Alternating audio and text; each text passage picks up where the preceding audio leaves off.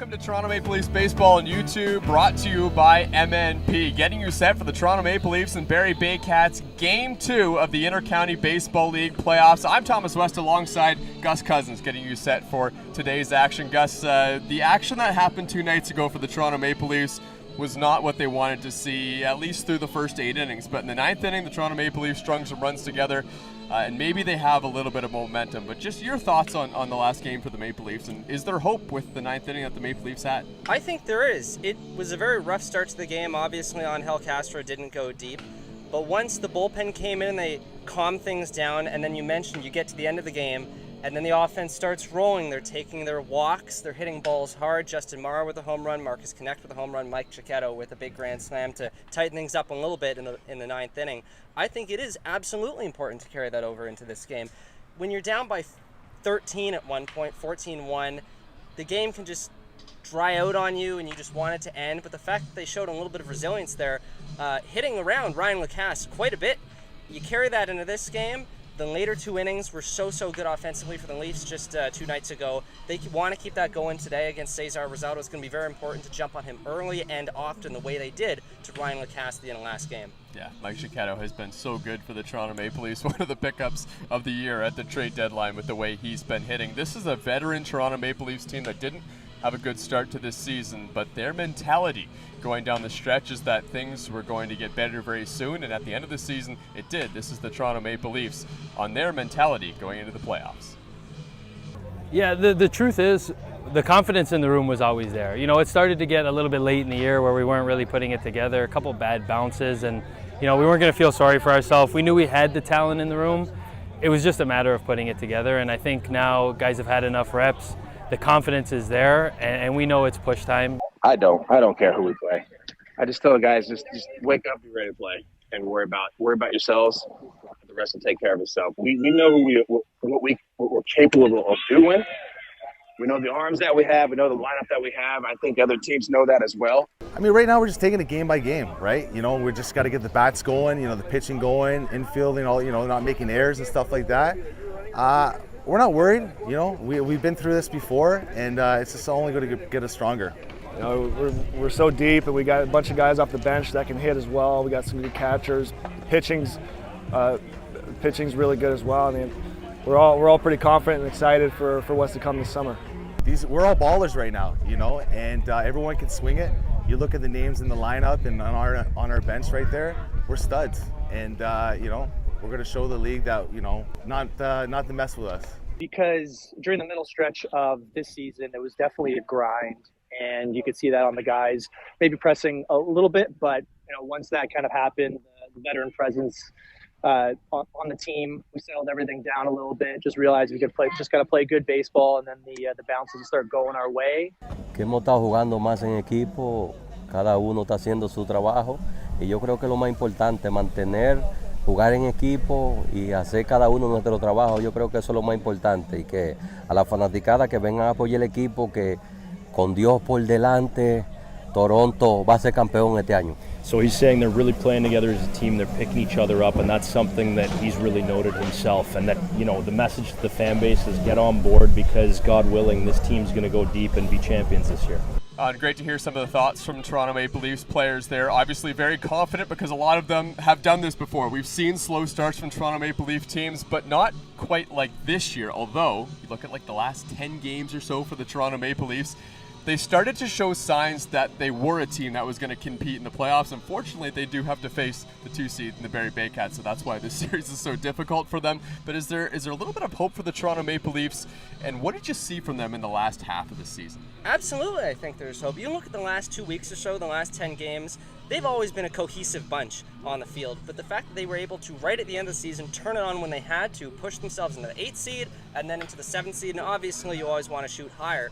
But they got on a little bit of a roll to end the season, and I think there's absolutely hope. I mean, we saw it earlier on in the season. They've played a lot of good ball games that, yes, they've lost, but they've been very competitive against some of the top teams. We've talked about their games against Welland, Barrie, Guelph, London. They are a team that can stay in these ball games. Now, finishing those ball games, well, that's a whole other ball of wax with the squad. But the fact that they've been able to be very competitive throughout a very tough year just shows how cohesive they are. They're a brotherhood on the field. They've mentioned that many times before. And I think that, yes, absolutely going into tonight's game, sure, game 1 was a bit of a wash, but you're playing in Barrie. You got to kind of expect that it's going to be a tough game 1 against the number 2 seed. So you look at tonight, you're back at home. It's going to be a rowdy bunch of fans. It's Saturday night at Christie Pitts. I absolutely think that they have a really good chance to get back in the series.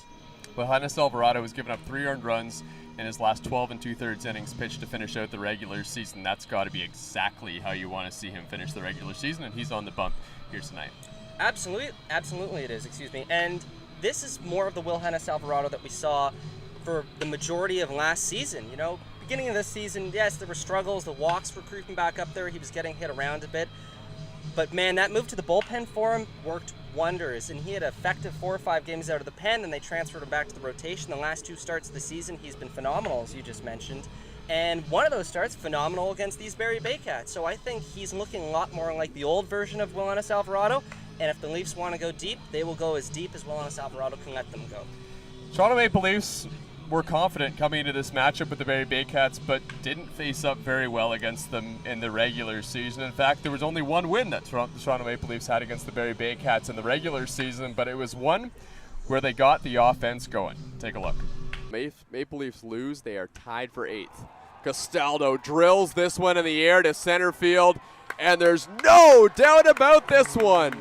Off the clubhouse in center field, Jordan Castaldo hit that one way out of here. These Maple Leaf bats, they're going to learn and understand that's coming. And he got him. High and deep and gone. You could feel that coming for Justin Mara. He hits it well over the monster there in right field, and the Maple Leafs lead 5-1. How about this to try to break out of this little rough patch? That might just do it. High and deep to left field. See you later. Marcus Connect. In the most clutch of all times, hits a 3-run home run. And the Maple Leafs lead 8-5. Playoffs. Connor Lewis hits this one in the air, deep to left field, and it's gone! Connor Lewis! And we're tied at 9. The cast comes set. The pitch, low, ball 4. The Toronto Maple Leafs walk it off in incredible fashion. They win 10-9 in a barn burner game against the Barrie Baycats. And I mean, this game had a little bit of everything. And what could be a fantastic preview to a playoff match between these two squads. What a game. By the way, in the out-of-town scoreboard, the Kitchener Panthers got blown out by the Guelph Royals 13-3. So the Maple Leafs are going to move 2 points shy of them. So Gus, the one thing that we didn't see in those highlights is the Toronto Maple Leafs facing any of the top pitchers on the Barrie Baycats. Cesar Rosado is on the mound here tonight, and he's an interesting pitcher because a lot of the top players on the Maple Leafs didn't face Cesar Rosado in the regular season. Marcus Connect didn't face him. Justin Mara didn't face him on the one game that they played against him. In fact, it was a shorthanded Maple Leaf squad. They did just get to him for 3 earned runs, but that was a lot by the standard that Cesar Rosado has had this season. Facing these top pitchers, as we saw with Frank Garces last night, is a whole different story for these Maple Leafs against the Barrie Baycats. Absolutely, and it's a tough challenge for anyone. And like you mentioned, the last game that they faced these Barrie Baycats was extremely exciting. Yes, the Leafs showed a lot of power, resilience. They came back in that ball game, but you're absolutely correct. They didn't face the top guys. The most effective pitcher they saw that game was Carlos Sano, their closer, and that was when things got iffy later on in the ball game. So I think, yes, that's why it's so important to carry over how you finished game 1 2 nights ago. You got to jump on Cesar Rosado early in this one. He strikes out so many guys, leads the league by a long shot in that category. He's been one of the best pitchers in the league, right behind Jacob Cush. So yes, if you want to stay in this ball game, you have to score a couple runs early, which is exactly what they did early on this season when they scored 3 runs and they let him only throw 5 innings. Now, albeit that was many months ago, but that is the exact kind of game plan that you want to have going up against him tonight. You're going to need the offense. You cannot win a 1-run ball game against this team. You are going to need to score some runs at some point. the Maple Leafs have done anything lately against the Barrie Baycats, it's been hit some home runs. They would love to take 4 more home runs against the Barrie Baycats tonight, but going to be tough playing against Cesar Rosado. A couple minutes ago, I caught up with Rob Butler. Here's my conversation with him. All right, joined now by Rob Butler from the Toronto Maple Leafs. Rob, I know that you guys were down big last game, but then you found a little bit of momentum right at the end of the game with 6 runs in the 9th inning. Do you feel like that was a bit of a bright spot and maybe some momentum you can carry into tonight? Always a bright spot for sure. We for sure didn't give up at any point in that game. Even when we were down, I think 13-0. The guys were still feeling like they could muster something up and get a rally going. So it definitely helps to bang a lot of those runs there at the end and give the guys some confidence going into the next game. And if we can keep the game close, we got a good chance with our offense to win a game. You got Johannes Alvarado on the mound tonight for your side. What do you want to see from him for the team to be successful? Willie just needs to pitch the way he can, right? Get ahead, let his two-seam work, and then get his slider going. When he falls behind, that's when he gets in a little bit of trouble, like any pitcher. So if he gets his two-seamer over and then can work towards his slider, he's going to have a great game for us. We're thinking it's Cesar Rosado on the other side, another guy that I know has a big breaking ball and a big fastball as well. What kind of approach do you want to see from your hitters today against him? Well, I think that anytime you face a guy with good stuff, you got to really shorten up your swing and try to make the ball work for you instead of trying to go deep all the time. It's when I was playing in a World Series team, all the guys were there trying to get on base for each other, right? And it wasn't about hitting home runs; it was about keeping the train rolling. And against a guy who's a really good pitcher, you can't try to do too much. You got to take what he gives you. You use the whole field, go the other way, put balls in play, and then see what happens. 2 people that I know that you coached since apparently they were like 11 years old playing in your camps is Cole Murchison and Tyler Black. They had a great photo. They took a photo out in St. Louis together on a major league field. What did you think when you saw that photo of the two, and how proud are you of just how far both of them have come? I could not be more proud of those 2 boys. I saw them. I actually started training them when they were about 8 years old, when they were in Markham. And we always knew Tyler was going to be something special. And then we ended up playing in my program, a prospect program, for about 7 or 8 years. He did absolutely special things on the field. Like, he could literally carry us to a tournament championship by himself. Pitching, hitting, defense. He just had an instinct and knowledge of the game that was just far superior to most people. And these guys were kind of hidden away a little bit. Him and Cole we played a lot of games in America. By the time these kids were 15, they were already down in America. I got 40, 50 times, done a few Florida trips playing against older boys, right? We challenged them to a really high level. So Cole turned out to be exactly what we thought. Strong hitter, great in college. He's a great college kid. He's a team captain. He's such a grinder. The guy had two kneecaps fall off him at one point when he was 14 years old.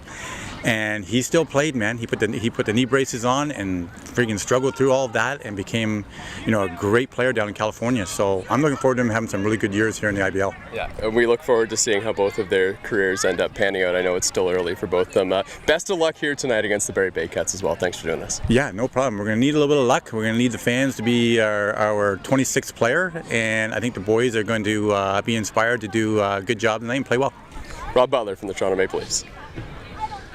Let's take a look at how we got here at the end of the 2024 Intercounty Baseball League season. And let me tell you, there were some exciting playoff races down the stretch. Let's start with the Chatham-Kent Barnstormers. They had a gauntlet of a schedule to finish off their season, but they won their last 3 games, including a win against Barrie and Toronto, both on the road, to fend off the Hamilton Cardinals and secure 5th place in the Intercounty Baseball League. They finished their inaugural regular season 20-22. The Toronto Maple Leafs, well, the door was wide open for them with Hamilton losing their last 3 games of the season. Unfortunately, the Leafs lost their last 2 as well and finished 1 game behind Hamilton for 6th place in the Intercounty Baseball League. This was an interesting race. The Guelph Royals, the London Majors, and the Barrie Baycats all fighting for a couple positions at the top of the Intercounty Baseball League season. Guelph trying to catch London trying to fend them off, while at the same time the London Majors were trying to catch the Barrie Baycats for 2nd place in the Intercounty Baseball League. But the Guelph Royals made things quite simple.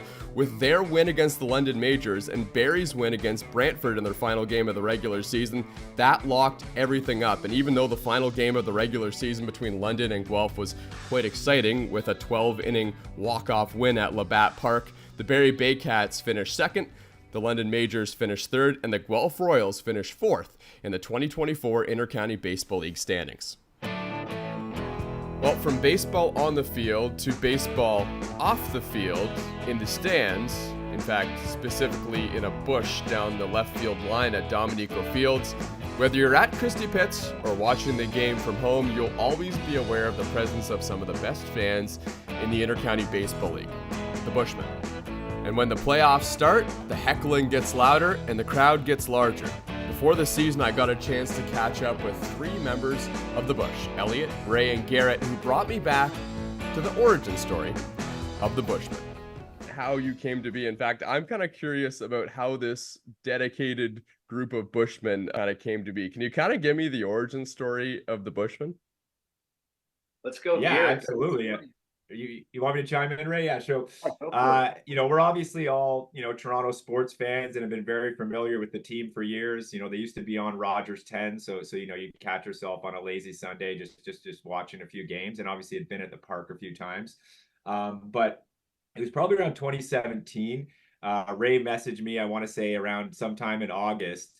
And he's like, hey, man, get down to Christie Pitts. I'm watching the Leafs. And Ray and I have been to many baseball games. And you have your fruitless efforts of heckling in the Sky Dome. And no one can hear what you're saying. So he was like, I'm chirping the players. They're like, they can hear you. I'm like, okay, yeah, I got to come check this out. So I would probably say late 2017, there was maybe, 3 or 4 of us just catching the end of the season. And from there, we just said, guys, let's just kind of get together. What a better way to spend a Sunday than at the park watching some great baseball. But also the element of, some good friendly PG banter in terms of heckling. And I'll let Ray continue. But there's one funny moment. It was in our early stages of 2018. So there's maybe only 5 of us, and we were playing the Kitchener Panthers. And we're just giving it to Mike Andrulis, who was at shortstop. I think he made an error. We're just giving it to him. And I go into the bush to, just take a quick leak, as we do. And I come back down, and I see a Kitchener player coming up the hill. And there's only about 3 of us there. And we've been giving it to this guy all game. So I see Ray approaching, and I'm like, this could go one of 2 ways. Namely, one way where this guy just suckers Ray in the head. But immediately as the guy comes up, he just sticks out his hand and just goes, keep doing what you guys are doing. And then he leaves. So that vindicated us in terms of, the whole league. Obviously we're doing it for fun, just to, get after some guys, but it purely validated kind of what we were doing and what we were bringing to the park. And I don't know, Ray, maybe you have some other stuff to add to it. Yeah, it was a little bit of that, and just getting that recognition, was that early 2017, 2018, those first games, you're letting it out, and something just comes out of you, that organic heckle. They kind of just build on the fly, and right away, John Salazzo's dad noticed. I think I was giving it to Brett Lawson, who was on the Barrie Baycats at the time, veteran IBL pitcher. Mm-hmm. Pretty sure he's still in the league this year. Yep. Oh, and, he just walked over to me, Salazzo's dad, and just, again, stuck his hand out. And he said, was that you giving it to Brett Lawson? Keep it up. And that just gave me the fuel to the fire. And since then, it's just been growing. And people are catching on. There used to be nobody on the third base line. And I think, we're adding a fun element to the games, making it enjoyable for the players. They're giving it their all. And it's amazing baseball, as we all know. And, they're used to that kind of high-level banter. And we can see what happens in Christie Pitts when the boys are on fire and, being creative. Yeah. Who was it? I think it was on Welland. I think it was Dane Tofflinson. So he was playing third base, and we were on him from the start of the game. And he had 5 errors, and we kept asking him how many E's in Tofflinson. Because there's a lot of E's in Tofflinson. Oh, yeah. The uniqueness of Christie Pitts is, it just amplifies any sort of noise to field level. So we've just really kind of honed in on that. And it doesn't matter what it is. It can be the shoelace. It can be a pant leg untucked. We'll find it and we'll zone in on it like a bunch of rabid hyenas. Yeah, one of the ones I remember was one that you had on Braden Farrington. Do you know? Mustard glove, eh? I thought I was a pitcher, and I still have my glove. Back in the day. So that one really resonates with me with the mustard too. I couldn't believe that. I was thinking I got the exact same color glove that he's got as well. It's hilarious. He reaches out to us like probably a few times throughout the year. Yeah. And each year over the last few years, he sent us a picture of his new custom-made mustard glove. Yeah. Well, I was very fortunate to meet the London Majors, Braden Farrington, believe it or not, at the IBL All-Star Game this year, and I was glad to kind of bring that moment full circle that we chatted about with the mustard glove of the Bushmen. So the Toronto Maple Leafs, they're trying to win a championship this year, and they want to do it together. Well, another team that was very glued together was their coach's team, Rob Butler of the Toronto Maple Leafs, who played in 2002 on a championship Toronto Maple Leafs team, and I got a chance earlier in the season to reminisce with him about what that year was like in the 2002 IBL season, as well as the batting title that Rob Butler won with his .488 average for the Toronto Maple Leafs. It was a lot of fun. You know, I mean, I always wanted to play for the Leafs. I always wanted to play for Jack, right? It was a team that I followed as a kid in the newspaper and box scores, and you know, Bill Bykowski and RJ and a lot of guys I actually grew up with played in the league, and I kind of wanted my name to be there at one point when my playing career was going to be over. So I was lucky and happy that I got a chance to do it. I think some of the things that helped me was that we had a great team that year, right? My brother was on the team. He hit behind me, which definitely helped me see a lot of good pitches. You know, they would rather face, you know, the little brother than the big brother. So it definitely helped, and you know, I was still in pretty good shape. So I felt, you know, I came to the park healthy every day, and you know, I was playing with a lot of guys I really enjoyed playing with, Chris Roth and John Duras and Mike Aslan, and you know, of course, my brother, and just you know, we put together a great season, and I just loved getting hits. You know, my whole life since I was a little kid playing baseball, the only thing that mattered to me was that I was getting hits. And my motivation was to try to win batting championships. You know, I did that a few times in the minor leagues, and you know, it was always, it's a great motivator and a great goal to have when you're playing. You just want to be at the top, somewhere near the top. So I was always motivated, right, every game. So it was kind of like just a fun, great year to play those years that I played. Speaking of championships, that 2001 season, you guys had an incredible regular season. In fact, a record in the Intercounty Baseball League. You guys lost in the semifinals. Coming into 2002, can you tell me what happened with that season, and what were you guys thinking after having that record season but coming up just short and then playing 2002? Yeah, I think 2001 was a difficult year at the end because we ended up losing a lot of our players. There was, I think, a summer games team, and then some of the guys were college guys. So we kind of lost an integral part of our batting order and some of our pitchers, and we didn't know how to bounce back from that. But I also say that, you know, it's funny, we were playing Kitchener there in the finals, and you know, I mean, all the games were great. You know, we had a lead in a couple of games. We could have won that. We could have won that the championship that year, but you know, factors work against Toronto a lot when they're coming into the finals, and you know, there's some things that kind of impacted some of the outcomes, I would say, without saying too much. But it was interesting for me to play center field and watch what was going on, and look over my brother and say, we're battling two demons here. Yeah. So it was interesting and fun. We couldn't overcome it. You know, we ended up losing in 6 games. But Kitchener had a great team. Randy Curran, who's one of the greatest hitters I ever played with and against in Canada, who never played a day of pro ball, and the Pietrasco brothers, and I mean, it was a great battle. We had our veterans that were still around and playing, and we tried everything we could, but we just couldn't overcome all that.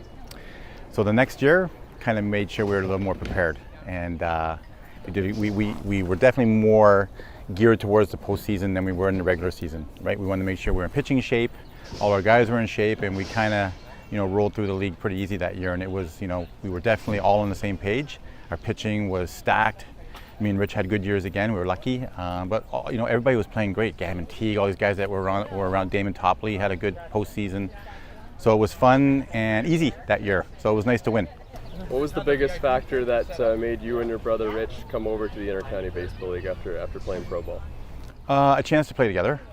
You know, we played 10 years of pro ball, but we never actually got to play on the same team. We did a couple times in the minor leagues when we were with the Blue Jays together. We played on a couple spring training games together. And also we played against each other a lot. When I went to the Phillies, Rich was up in AAA, so we played a lot against each other in the season and in spring training. And it was fun to play center field with him hitting and trying to catch his doubles as hitting off the fence off of Kurt. He hit 3 doubles in one game off of Kurt Schilling in a spring training game, which was actually pretty amazing. And I think all of them went over my head. None of them were catchable, but definitely us getting a chance to play together. My parents coming and watching us. They sit down the right field line and cheer us on, and I think that's what made it more appealing and more fun, was having him. We could travel together, we worked together, and plus as the guys again, right? It was a great bunch of guys. We were all very tight. Even when we didn't do well in the later years, we were still couldn't wait to be together and play together, and it was a fun 5 years for me. Something I'll never forget. So Rob Butler will bring some very valuable experience to this Toronto Maple Leafs team. So will this guy, Chris Nagorski. 6 straight seasons with the Barrie Baycats. Look at the career numbers for him. He won 5 straight championships with Barrie between 2014 and 2018. I got a chance to chat with Chris Nagorski, and he weighed in on the importance of the strong core group of players that he had on his championship teams with the Barrie Baycats. I wonder if you can tell me a little bit about those teams. Was there something about those Barrie Baycats teams, especially when you'd won 5 in a row, that kind of separated you guys from everyone else? Yeah, I mean, it's the group of guys that get put together for that, and the continuity year in and year out that really takes the team to another level. Obviously, talented baseball players has an effect, and we had some good baseball players over those years. But if you have a core group of guys that stick together, they like playing together, they hang out off the field, they want to see each other succeed. Those are the types of teams that make it far in the playoffs. And then you sprinkle in some really good baseball players, and it takes a team to that next level. So really, it's about the guys. It's about support, from the ownership and the fans, and just that energy that gets brought to the field every single day really turns into something special when it gets put all together. Well, one of Chris Nagorski's teammates, Jordan Castaldo, who was on that Barrie Baycats run of all 6 consecutive championships, is now reunited with his teammate Chris Nagorski here in Toronto. And Jordan Castaldo has been a very, very important part of the Toronto Maple Leafs team right at the top of the order. He's brought a ton of power to the Maple Leafs this season and continues to be one of the best hitters in the Intercounty Baseball League. But it's been kind of a cool story for Jordan Castaldo over this stretch, because at the end of last season, we thought Jordan Castaldo was done and retiring from the Intercounty Baseball League, but his work at becoming a firefighter over the offseason kept him in shape, and it's the reason that he's back here in the Intercounty Baseball League. And you've been working hard in the offseason as well. I know last year we thought we weren't sure what your role with the team was going to be, if you're going to retire, if you're going to kind of move into a coaching role. From what I'm hearing, you're right back into it. You're going to play regular playing time. Can you just kind of tell me how that came to be? Yeah, I mean, obviously with kind of the way my life's gone here now with firefighting around the corner, I got a little bit of time on my hands, and just being kind of physically in shape for a lot of that stuff. It was easy to kind of get in baseball shape here. So, with all the excitement around the team and the new ownership group, it just seemed like too good an opportunity to pass up right now. So, really looking forward to it. Obviously a lot of changes, but exciting time to be a Toronto Maple Leaf, that's for sure.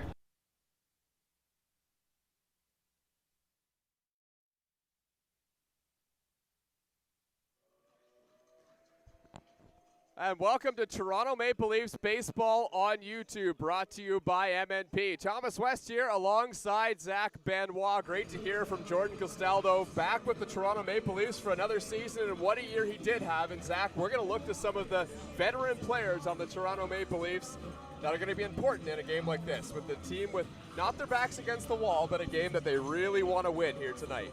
Yeah, you mentioned they're going to look to those veterans, and these are some veterans that have been around the league. They have been to the top of that mountain. They've fallen short in that mountain, and it'll be interesting to see how do they respond after that big game 1. So the veterans are going to be important for the Toronto Maple Leafs. Let's flip over to the guy on the mound, and specifically the plate approach. On the other side for the Barrie Baycats, this is what Brandon Hernandez had to say after game 1. He said they stayed ready for the fastball always. Even if you get beat, you can change what pitch you're looking for. Obviously, the Barrie Baycats stayed on the fastball of Angel Castro very, very well, touching him up for 12 earned runs in game 1. Angel Castro has a fastball, but his main pitch that he throws is the breaking ball. And Zach, if Wilhennis Alvarado is able to throw that breaking ball for strikes today, that could be a problem for Barrie Baycats hitters. Yeah, we know how good Wilhennis Alvarado is when he's spinning off a beautiful breaking ball like that, and that's going to be the most important pitch in his arsenal today. You mentioned it, Barrie. They were sitting on the fastballs. They knew it was coming against Castro. When we look at Wilhennis Alvarado, this is a guy that, last year led the league in ERA. The last two starts he's had, only 3 earned runs over 12 innings. He has been sensational, and that breaking ball, it's going to be vitally important if he can snap it down and get these hitters off balance. This is the pitching matchup today. Wilhennis Alvarado versus Cesar Rosado. And in some ways, these are two relatively similar pitchers. We'll have more on that for you after the national anthems here at Dominico Field.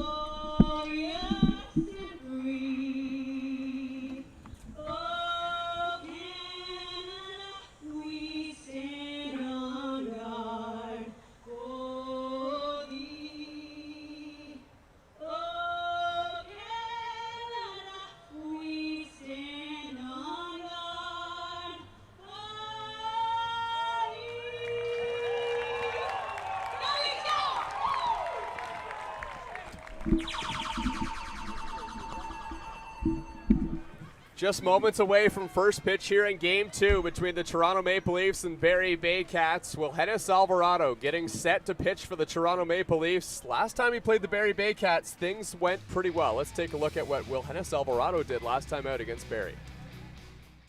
Swing and a miss, strike 3. 2-2. Swing and a miss, strike 3. A full count.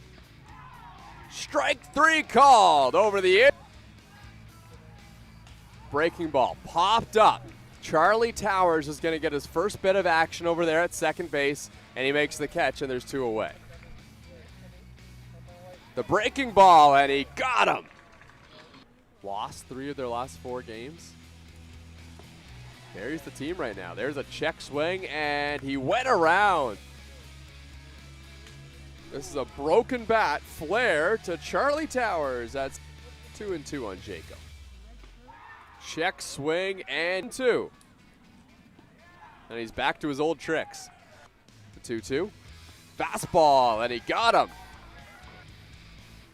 The 2-2 to Jones. He checked his swing, and he went around. And Alvarado has another strikeout. He went back to the breaking ball this time, and he's got 12. What a start that was for Wilhennis Alvarado, and that was a start where the breaking ball was very, very good, and he had some career high numbers. 13 strikeouts, his career high was 9 before that start against the Barrie Baycats, and obviously Toronto Maple Leafs need that again from Wilhennis Alvarado if they want to level this series. Yeah, and it was one of his longest starts of the season, went 6 1/3 inning. Like you mentioned, the 13 strikeouts. But I think what was also crucial was the fact that he limited damage. He gave up 7 hits and only allowed 2 earned runs. That breaking ball is going to be vitally important for him in this outing, and it's a pitch where if he has it, he is one of the best arms in the league. Well, let's take a look at the starting lineup for the Barrie Baycats getting set to go here against Wilhennis Alvarado. It's Canisijo playing center field and leading things off. Then Brandon Hernandez, the shortstop, had 6 RBIs last time out against the Toronto Maple Leafs. Malik Williams is at first base. Ryan Rios had an excellent second half of the season. and had a really good numbers against the Toronto Maple Leafs, is in the cleanup spot. Then Nolan Macabrota playing left field, and this is a guy with a ton of power in the lineup for the Barrie Baycats. Hayden Jaco is going to be the third baseman. He was the catcher in Game 1. Adam Odd is going to play second base, had a big home run earlier in the season to win the game for the Barrie Baycats against the Toronto Maple Leafs. And then Tyler Plumpton is going to take over for Hayden Jaco at the catching position. Brad McQuinn is in right field, who also had some success against the Toronto Maple Leafs defensively last time he was here, making a great diving catch down the left field line. So the Toronto Maple Leafs looking for a solid start from Wilhennis Alvarado, and it's the breaking ball that's going to be the key to success today. Yeah, like I mentioned, that breaking ball, when it's on, he is one of the best arms in the IBL, and it's vitally important that he starts this game off throwing a couple good breakers. Canisijo leading things off for the Barrie Baycats. And the big thing for Wilhennis Alvarado is going to be establishing that breaking ball early on, so we'll keep an eye on that. It's a righty to start things out in Canisijo. Brendan Hernandez saying last game that the Barrie Baycats were hunting fastballs, and they're going to be looking for that two-seamer from Wilhennis Alvarado and see if they can do some damage against it. And the guy leading off, like you mentioned, Canisijo, he has been red hot on the year. There's the breaking ball, swing and a miss, strike one. Ijo led his squad with a .363 batting average and played in all 42 games for the Baycats. Started his IBL career way back in 2016, playing with the Burlington Herd and the Burlington Bandits. Neither of those teams exist anymore. And took his talents out to play Division I baseball for a couple of seasons at Canisius with the Golden Griffins. And then a bunch of different semi-pro leagues and pro leagues in 2021 as this one's drilled to center field on the first pitch. Back goes Connor Lewis. He's at the wall. He jumps, and it's off the wall. Canisijo speeding towards second. He's going to put on the brakes. He was thinking about three, but a good throw in from Connor Lewis holds him right there. It's a leadoff double for Barrie. Yeah, and that was back-to-back-to-back fastballs. We saw it of the hand of Wilhennis Alvarado. And again, that's what we said. They're hunting fastballs. This Barrie Baycats team, we've seen what damage they're able to do. They were one of the best teams in the IBL all year long. So it should be interesting now with the lefty coming up to see how Wilhennis Alvarado attacks. And partner, I also want to mention again, Wilhennis Alvarado, he was working on that third pitch, that changeup, and that's something we might see come into play against these righties. This is Brandon Hernandez. Had an excellent game in Game 1 versus Toronto. But he is a lefty facing that big breaking ball. Throw back to second base, and it goes off the runner into center field. Canisijo is going to speed into third. Connor Lewis has no play, and the Baycats are threatening big time here in the bottom of the first.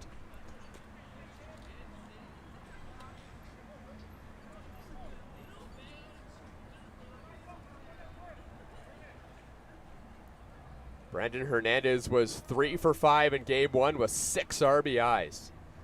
Infield in early for Toronto. Here's the 0-1. A check swing on the breaking ball, and he went around.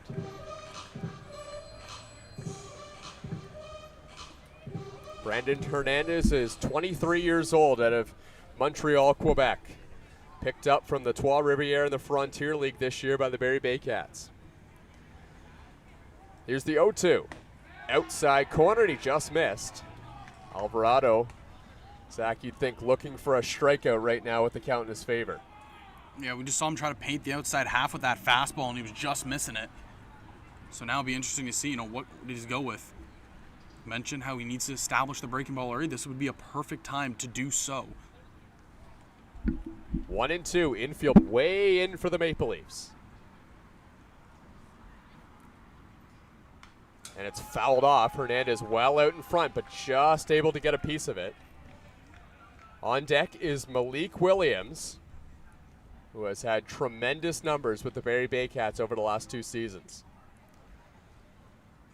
And then Ryan Rio, who's really picked it up in the second half.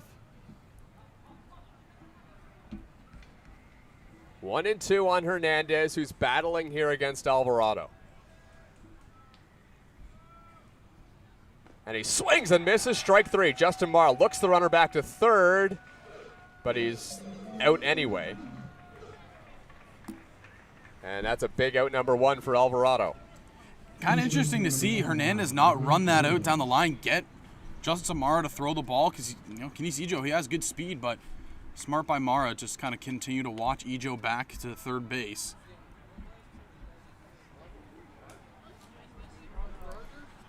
So here is Malik Williams, big power threat for the Barrie Baycats, and he has the matchup in his favor, lefty v righty. Williams takes a breaking ball for a strike, and early on you can see the approach has continued to be hunt fastballs for this Barrie Baycats team, but Alvarado and Justin Mara, the tandem for the Maple Leafs, know that. They've thrown a lot of breakers early on. Can't leave anything over the plate here to this Barrie Baycats squad. The 0-1. Another breaking ball. So the breaking ball from Alvarado it's kind of a curveball, kind of a slider, and I think you could probably call it a slurve, but it has a ton of movement. It goes a little bit from left to right, but a lot of break downwards as well. Very similar to what you're going to see from Cesar Rosado on the other side in the bottom half. Big ground ball to third base, a high chopper into foul territory, and Alvarado is ahead in the count again. And the thing with Alvarado is you can sneak in a fastball here once or twice. You just got to keep these Barrie Baycats guessing, and that's what he's doing right here against Malik Williams. He's doing a really good job of it. Malik Williams also played for the Trois Rivières back in 2023, solely for the Baycats here. Hard ground ball, and that one gets through. Past a diving Jose Vinicio, and the Barrie Baycats lead 1-0. And that's a tough one right there. To start off the game with Kenise Ijo just kind of getting all the way to third after the failed pickoff attempt. You have to have Vinicio in on the grass, and if he's in his normal spot, that's probably just a ground out right to him. So look at the splits here for Ryan Rio. Not a good first half of the season, but in the second half, hitting .338 in his last 17 games, and he has really picked things up for Barrie. Now with a runner on first and one away. Big swing and a miss at the breaking ball by Ryan Rio. Well, Wilhennis Alvarado in his last start against the Barrie Baycats did not give up much. Just 3 earned runs, but one of them came in on a Ryan Rio home run over the big wall out here in right field. And he did it on that breaking ball. Here's a fastball right down the middle for a strike. That's a great sequence right there. You start him off with a really wicked breaking ball, and you sneak a fastball, and now you have him guessing of where you want to go. If you want him to go a little bit outside here with the breaking ball, try to get him to reach. Well, Wilhennis Alvarado could really help himself out if he can get Ryan Rio to induce a ground ball. The pitch, swing and a miss, strike 3. Ryan Rio goes down swinging at that inside breaking ball. Beautiful pitch right there. You get him just kind of jammed up where he can't extend the arms. And that's a great job by Wilhennis Alvarado. Bounce back here after that leadoff double. So it's the Saskatoon, Saskatchewan native, Nolan Macabrota. He's 25 years old. Macabrota, another one of those guys coming from the Trois Rivières in the Frontier League in 2023, teammates with Malik Williams, who's on first base right now.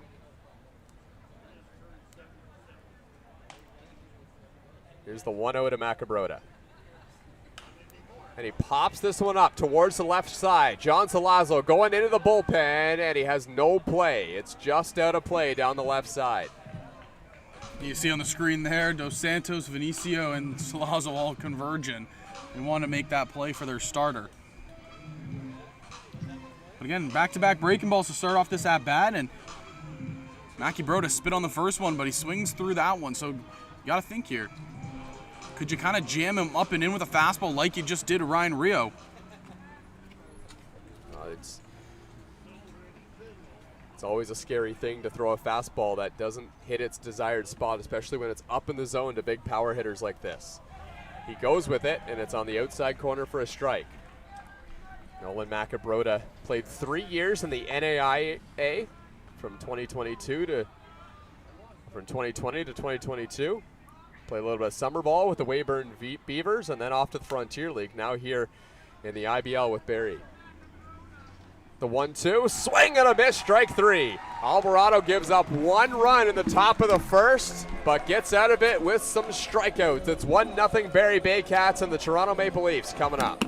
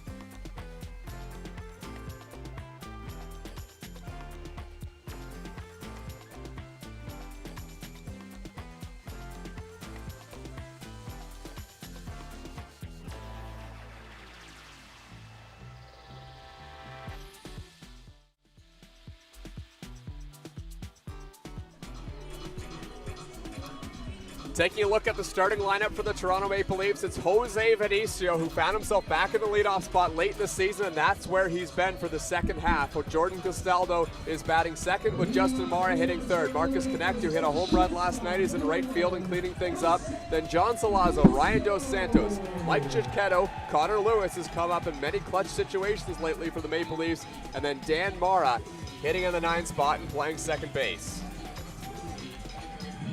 This lineup here, it's been solid in the second half of the season. We talked about multiple times over the years, when is everything going to click? When are these guys going to start going? And we finally saw it in the last month of action. And the Maple Leafs, they put up a record to fight themselves here to make it into the playoffs. Now, they're trying to have a lengthy run. But needing to win today, and the first pitch from Cesar Rosado is a blazing fastball in there for a strike. Jose Vinicio spent time playing in the minor leagues in the Boston Red Sox organization, but from 2010 to 2016, the Chicago White Sox organization in 2017, as well as the Arizona Diamondbacks in 2018. Was very close to making the major leagues in Double-A with the Boston Red Sox in that stretch. Hails out of Santo Domingo, Dominican Republic. Here's Rosado's 0-2. And Vinicio fights off a fastball. And this is the approach that these batters need to have, is just continue to fight some of these tough pitches off from Rosado and make him work. Jordan Castaldo on deck, one of the more veteran players that you will see in the Intercounty Baseball League. Started his career back in 2008. Here's the 0-2 to Vinicio, and it just misses. That was the breaking ball that time from Rosado. From the right-hand side, Rosado, he just spins off a beautiful breaking ball there, and that's something that these Maple Leaf hitters, they need to understand they're going to see a lot of.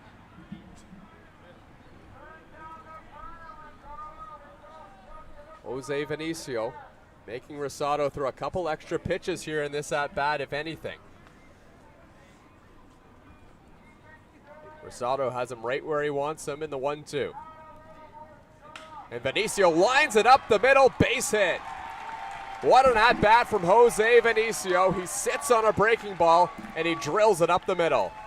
And that's what the Maple Leafs needed if they want to go on a deep playoff run here. Jose Vinicio at the top of the lineup, you need to set the tone. That's exactly what it does there. Fantastic at-bat, fought off some tough pitches. He spin on a fantastic breaking ball in the outside half, and then right there, he gets on base. So this is the former Oshawa Dodger back in 2008. Jordan Castaldo, the Maple Leafs, the Baycats, and then back to the Maple Leafs in 2021, and that's where he's been in 16 Intercounty Baseball League seasons. Yeah, just what a career it's been for Jordan Castaldo in the IBL, and it's sensational. Trying to drive in Jose Vinicio. He'll probably need a double to do it. Jordan Castaldo, though, has provided tremendous power this season as well.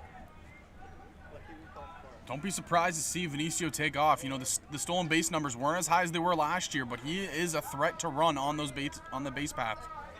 Jordan Castaldo with a very rare 0 for 4 with no walks in game 1. And he fouls this one off. The Toronto Maple Leafs were in a unique situation this year where there's a lot of players that have never seen Cesar Rosado. Some of those guys are Justin Mara, who's on deck, as well as Marcus Connect.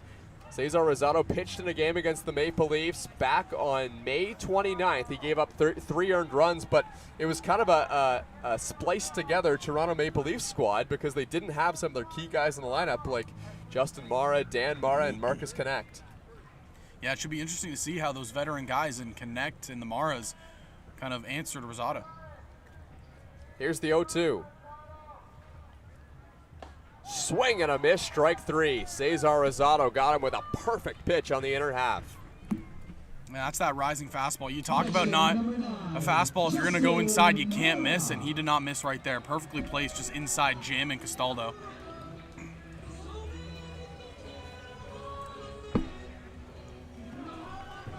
So a bit of a flip-flop in the lineup from game 1. Marcus Connect was in the number 3 spot.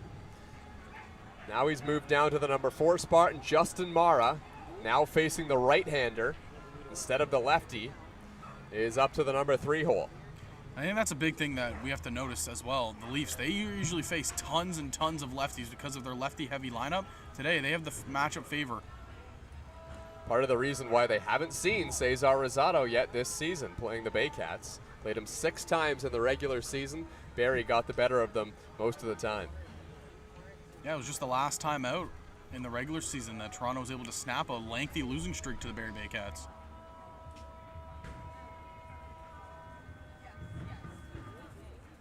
First pitch, an arm side miss from Cesar Rosado, and if there's anything you can pick on from Rosado, he does have a tendency to miss arm side with that breaking ball, which against lefties isn't a big problem with all these lefties in the lineup. But the Maple Leafs, if that starts happening, can start sitting on the fastball. Same can be said for Wilhenis Alvarado. There goes Jose Vinicio. He got a bit of a late jump. Throw down to second base is not in time. And I mentioned it. Vinicio stole that base with pure speed. Yeah, and that's just Jose Vinicio in a nutshell. We talk about we need him to be the person that sets the tone for this lineup, and he does it right there. Vinicio, so much speed going down. Maple Leafs putting a little bit of pressure here on Cesar Rosado. The Barrie Baycats were able to cash in a leadoff double in the top of the first inning. Can Toronto respond? They've got the right part of the lineup up with Justin Mara and then Marcus Connect and John Salazzo. Justin Mara, a former draft pick of the Chicago Cubs in the 15th round of the 2011 MLB draft. Also a former MVP back in 2017 with the Toronto Maple Leafs. Here's the 1-1. Mara hits it in the air. This could be enough to advance Jose Vinicio. Catch is made by Ejo. Vinicio holds his ground at second. Kind of interesting to see there. I thought Vinicio would have just been head down and trucking along all the way to third, but no, he just likes to hold up. Maybe trust in the guy hitting right now, and Marcus Connect, a tremendous hitter for the Maple Leafs, although this is a tough righty-righty matchup with the breaking ball of Rosado. But a single will likely prompt the Maple Leafs to send Vinicio home. Taking a look at the defense as they line up for the Barrie Baycats is Nolan Macabroda in left, Kenise Ejo in center, and Brad McQuinn out in right. Hayden Jaco at third base, Brendan Hernandez at short, Adam Ott at second, and Malik Williams playing first. Tyler Plumpton doing the catching. He's platooned with Hayden Jaco this season. Here's the first pitch to Connect. And he takes low ball 1. Rosado with some close misses here in the first. Marcus Connect, one guy that hits the fastball extremely well, but like you mentioned, Rosado, it's going to be interesting to see how he pumps in these breaking balls, especially to the righty. Marcus Connect was 1 for 5 with a couple RBIs on the home run back in game 1. Here's the 1-0. Connect takes outside 2-0, and he's worked the count in his favor. And this has been a spot that has fared the former Toronto Blue Jays pick quite well. And I believe that was the breaking ball in the outer half there. He just kind of pulled it a little bit too much. Last played professional baseball for the Charleston Dirty Birds out in the Atlantic League. Connect takes a strike, although it went off the glove of Tyler Plumpton. So he saw the breaking ball break too far out the pitch prior, and that one right there, it's a beautiful one that starts at your hip and it comes in right over the inside half.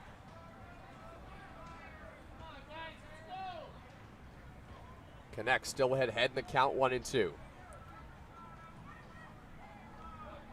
Probably looking for a fastball here from Rosado. And he takes up and in. 3-1. Got the fastball, but again, Rosado hasn't really been able to place it that well so far here in this at-bat. If Marcus Connect can get on base, this is a pretty good matchup for John Salazzo, who's on deck. 3-1 the count. You can see a big breath taken there by Rosado, knowing the importance of this pitch. Trying to stop the Maple Leafs threat right here. Here's the 3-1. And Connect takes outside, ball 4. And that will bring the big bopper and John Salazzo to the plate. That's just phenomenal patience right there to connect. He understood he needed to do a job right there, and that was to get Salazzo to the plate in this good matchup like you mentioned. That's a breaking ball that a lot of good hitters, they would be swinging at. John Salazzo came into this season and said he wasn't even sure if he wanted to play baseball, just such a battle with him trying to balance work life and playing here in the Intercounty Baseball League as it is for so many players. But the love of the game brought John Salazzo back, and he's had a great year, hitting over 300 in the regular season for Toronto, second in the IBL in home runs. And this time he drills it to center field, high and deep. Canisijo back at the wall, and he makes a great catch. Oh, inches from taking one away from John Salazzo in center field, and that's how the bottom of the first inning ends. An injection of life for the Barrie Baycats as Canisijo makes a great jumping catch at the top of the wall.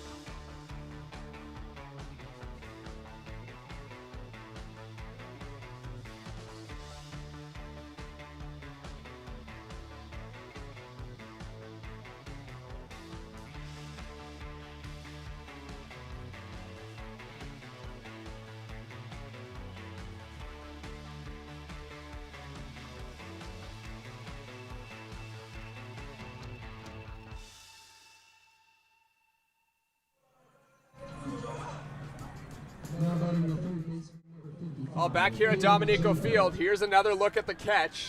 And did Canisijo take this one away? Yeah. It is very close. You think so?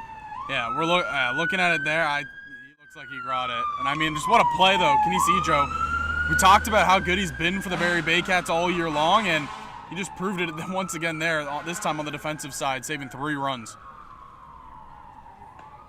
First pitch to Hayden Jaco is low for ball 1.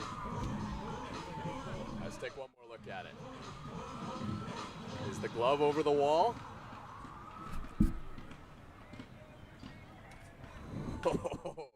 Pretty close as Hayden Jaco fouls that one off towards John Salazzo at first base. Either way, would have scored at least 1 run for the Maple Leafs, no doubt about it, with 2 outs.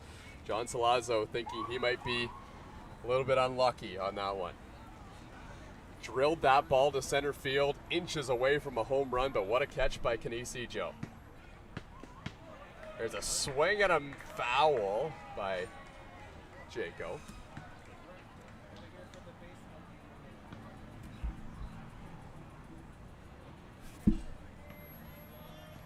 I don't know that I've actually ever seen a home run be taken away here at Dominico Field, so that could be the first one.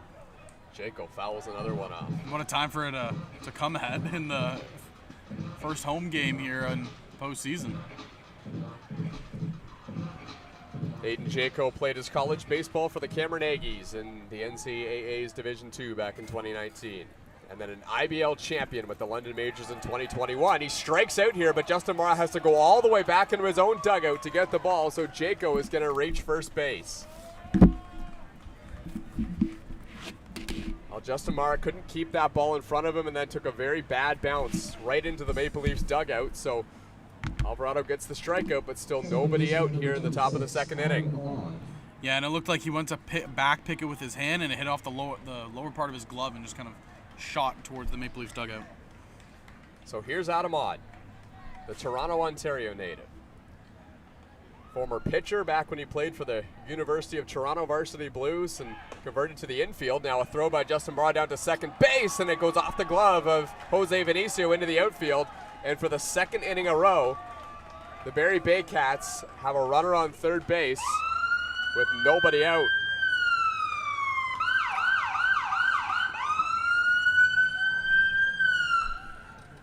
Well, Justin Mara has one hop, two throws back down to second base, and one of them hit a runner, and that one looked like it might have just crossed up Vinicio a little bit at short.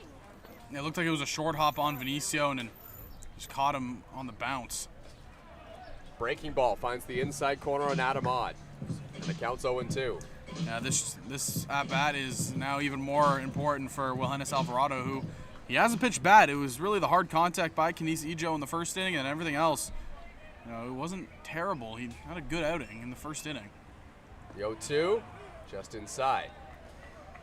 So Adam Odd pitched for a season at U of T and then was a pitcher and infielder in 2017, then came to the IBL, played for the Burlington Bandits back in the 2015 and 2016 seasons, and then for a brief period was a Toronto Maple Leaf in 2017 and 18, and then he's been with the Barrie Baycats since 2022.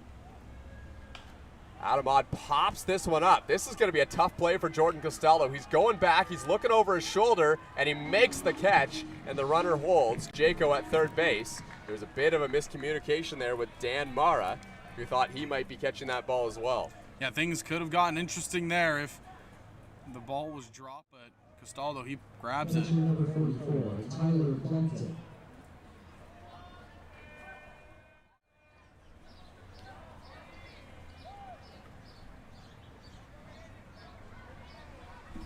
Tyler Plumpton comes to the plate, the catcher today for Barrie. First pitch, in there for a strike. It was like a good fastball right there.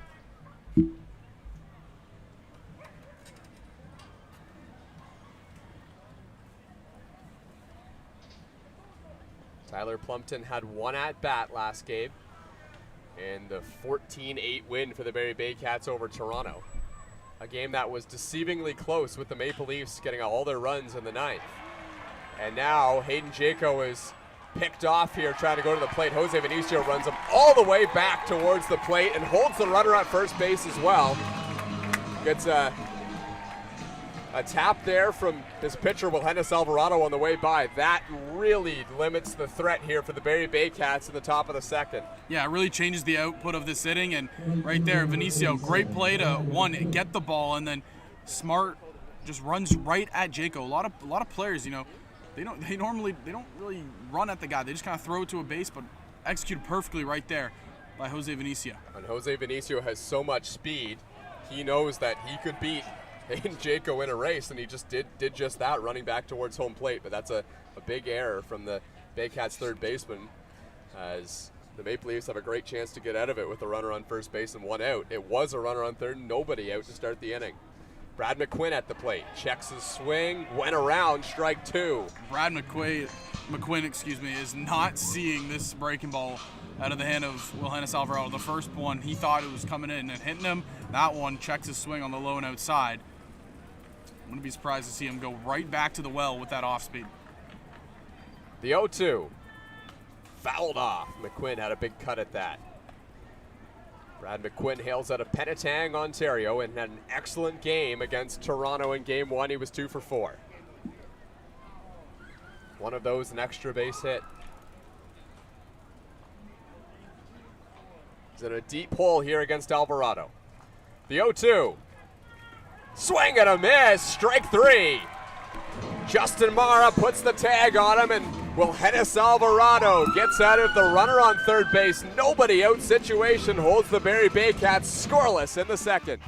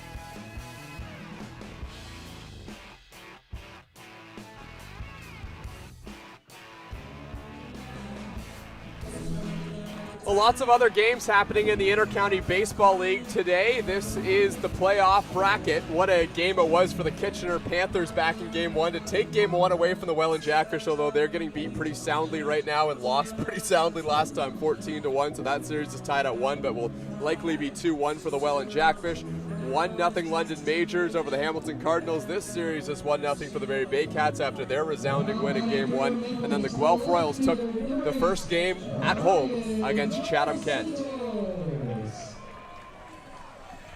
Yeah, and so far, when you look at it, the biggest upset we saw was the Kitchener Panthers coming up in Game 1 against the Welland Jackfish. Guelph up 3-1 right now on Chatham-Kent, threatening to take a 2-0 series lead. Here it's 1-0 Barrie Baycats in both the series and the game, and it's Ryan Dos Santos at the plate for Toronto. Well, Hennis Alvarado escaped a runner on third base, nobody out situation with some help from Jose Vinicio, chasing down the runner at third base in a rundown, as Dos Santos swings and misses, and it's 1-1. Saw a fastball in the lower part of the zone in the outer half and just sees a fastball right there in the upper half. Dos Santos, well, he was the walk king in the IBL this year. Took that title away from Jordan Castaldo, who is on a streak of 4 consecutive seasons leading the IBL in walks. Yeah, one streak of 11 walks. It will do that for you.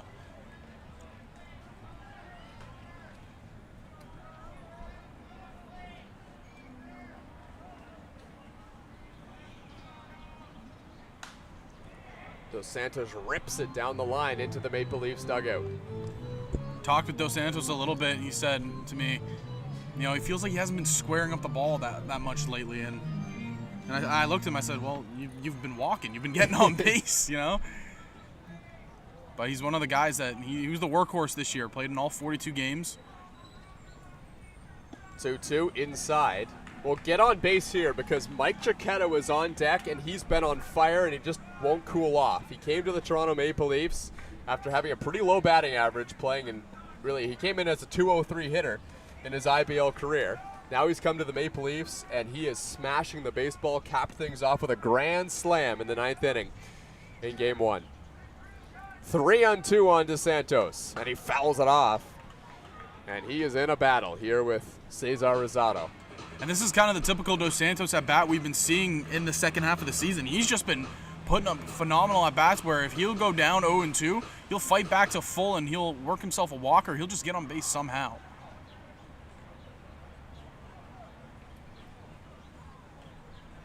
Another 3-2 pitch. Dos Santos fouls it off as Cesar Rosado was very quick to the plate there.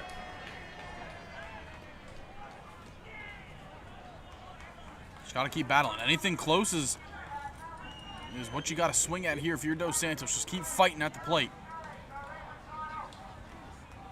Dos Santos lines it to third, and it's caught on a line by Hayden Jaco. Good battle from Ryan Dos Santos. Doesn't get the deserved result. And the red-hot Mike Giacchetto will come up with nobody on.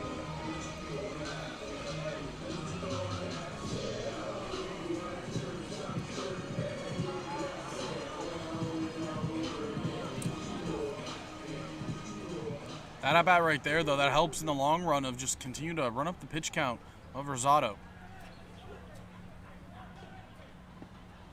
Giacchetto swings and misses at the first pitch. So how good has Mike Giacchetto been? Well, he was hitting 105 in 6 games with the Guelph Royals, then came to the Toronto Maple Leafs and hit .393 with a home run in 10 games with Toronto. As Giacchetto fouls this one off and he's behind 0-2. And he started off his playoffs 3 for 5. And it just kind of seemed like Giacchetto kind of switched up his approach to the plate. We always knew he was a pull-happy guy, but it seemed like he got more patient, and he wasn't swinging that stuff on the outer half and as much, and he was really just looking for the ball in one zone. 0-2. Outside. Good take there by Mike Giacchetto. Sometimes when you start hitting home runs, you can get a little bit swing happy. That's not the case for Mike Giacchetto. I mentioned it briefly to him before the game, and he says, I'm not even trying to hit home runs. He's just trying to have a good plate approach. which I think can be said for a lot of power hitters. Sometimes the power just comes naturally. The 1-2 to Chiquetto. And he hits a high chopper. Rosado fields it. Throws a long throw to first, and it's way offline and out of play. Cesar Rosado took himself out of his natural motion, saw Mike Chiquetto was not getting down the line particularly quickly, and that threw him off. He puts it up onto the hillside at Dominico Field. It looked like Rosado, when he got the ball, he rushed it a little bit to throw. And then when he threw it down, it just was on an upward angle and it wasn't coming down. Yeah, I know why you say rushed it there, because he slowed down, looked at first base, and then abruptly whipped it over. It was just an awkward motion from Rosado, and the Maple Leafs have a runner in scoring position, and it's Mr. Clutch, Connor Lewis, coming to the plate. Yeah, you talk about Mr. Clutch, Connor Lewis. What he was able to do in the couple games with the home runs, it was magical towards the end of the season. Lewis thinking about bunting. That's something he has in his tool case as well when he's not hitting home runs, which, if you don't know Connor Lewis, he self-admittedly is not a home run hitter, doesn't claim to be one, but hit a game-tying home run against the Barrie Baycats about a month ago. And the Maple Leafs would go on to walk it off 10-9 and then ended the Brantford Red Sox playoff hopes by walking them off with a 3-run home run, down 2 with 1 out in the 9th. Yeah, and both were no doubt shots. The only thing about the Brantford one, it was more so, will it stay fair or foul? Right. Yeah, hit it down the line, but it was way out of here. And Connor Lewis has worked himself into a hitter's count. He was squaring to bunt on the first pitch, didn't square around on the second one, and he's ahead 0-2. And Lewis takes way outside. And that looks like back-to-back breaking balls where Rosado is just, he's over-gripping it, where he's ripping it just into the left-handed batter's box. It doesn't look like a comfortable motion right now on the mound. And is this something where the throw down the first baseline might be affecting the delivery a little bit here from Rosado? Takes another deep breath and a pause here and tries to get things back on track, facing the bottom of the Maple Leafs order. The 3-0 to Lewis. And it's upstairs, ball 4, a 4-pitch walk, and here comes Dan Mara. Yeah, it just looked like Cesar Rosado was not comfortable at all in that at-bat with his arsenal. Nothing really particularly close other than that starting pitch where Lewis squared around and pulled it back. Other than that, he didn't look comfortable with the breaking ball, and then the fastball, he kind of left it arm side high again. I talked to Dan Mara this season. He said one of the things he really likes about his game is his professional approach at the plate, and that's what we've seen. Very few strikeouts for Dan Mara, and he's got himself a battle right here as he takes a breaking ball for strike 1. Dan Mara said, when I asked him about winning a championship in Toronto, he said it would be a blast of a time and it might be a nice way to cap off his Intercounty Baseball League career as well. Second pitch outside 1-1, so take that quote as you will. There's 2 other Mara brothers on this team. And we are getting very close, if not now, the last kick at the can for a lot of these veteran Toronto Maple Leafs players, and they know it. Yeah, we've heard it a lot of times. And last year, we've heard it a couple times so far throughout this year. Just, is this the last kick of the can for some of these Maple Leafs? Here's the 1-1.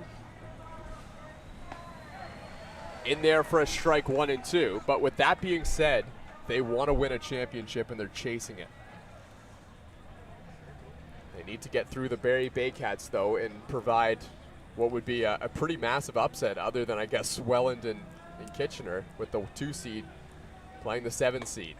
Toronto Maple Leafs in that 7 seed role after having a down regular season.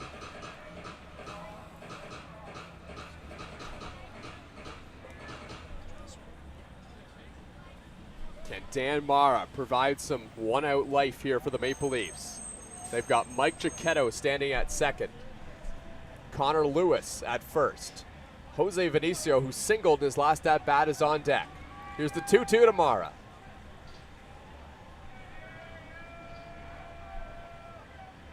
And it's up and in and off the glove. Mike Chiquetto heads to third. Connor Lewis advances to second, and there's 2 in scoring position for the veteran second baseman of the Toronto Maple Leafs. And again, it's that arm side fastball where Rosado, he's coming down. He has great velocity, but it seems like he's just kind of letting it go a little bit too early. That was high and in on Mara, and back catcher just couldn't get the glove to it.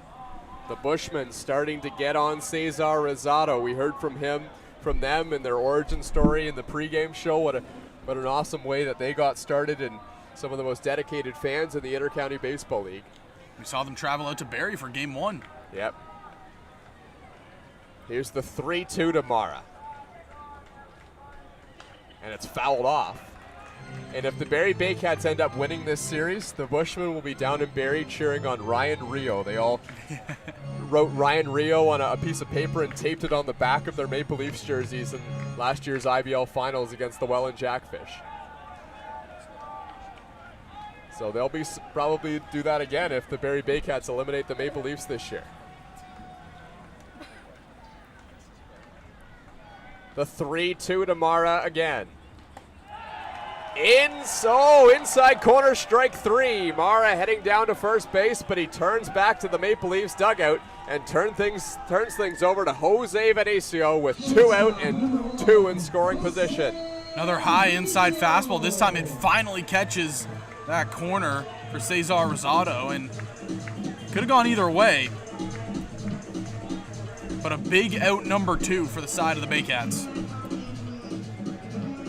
Here's Jose Vinicio. The Maple Leafs will take a little bit of what they got in the first inning. A line drive single up the middle. Vinicio did that on a slow Rosado breaking ball. No bigger time for one of those than right now, as the pitch is way inside, ball 1. Looked like, again, over-gripped fastball. He tried to get some extra in the tank there, and he pulls it right into the left-handed batter's box.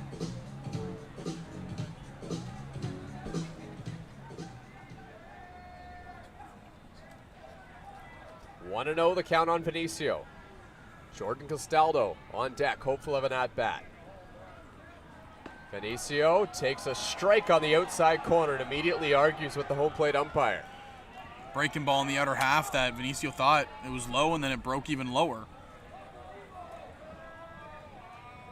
So Vinicio will reset here and try and focus his attention back up the middle like he did in the first.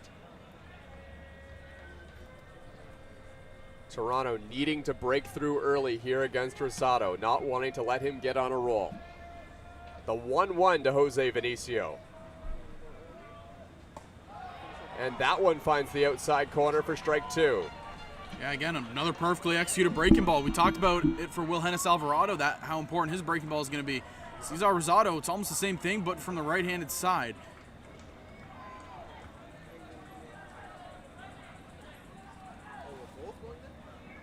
Jose Vinicio, does he get the breaking ball again from Rosado?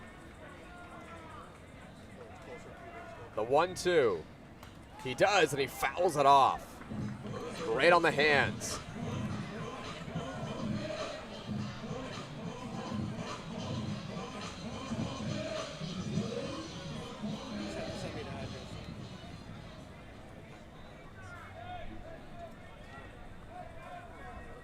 Cesar Rosado sees the pitch count reach 40 here in the bottom of the second inning. Massive for the Leafs. You gotta keep having good at-bats, keep battling here. The 1-2. Swing and a miss, strike 3. A huge punch out from Cesar Rosado, who's thrown 41 pitches but kept the Maple Leafs scoreless through 2. It's 1-0 Barrie Baycats.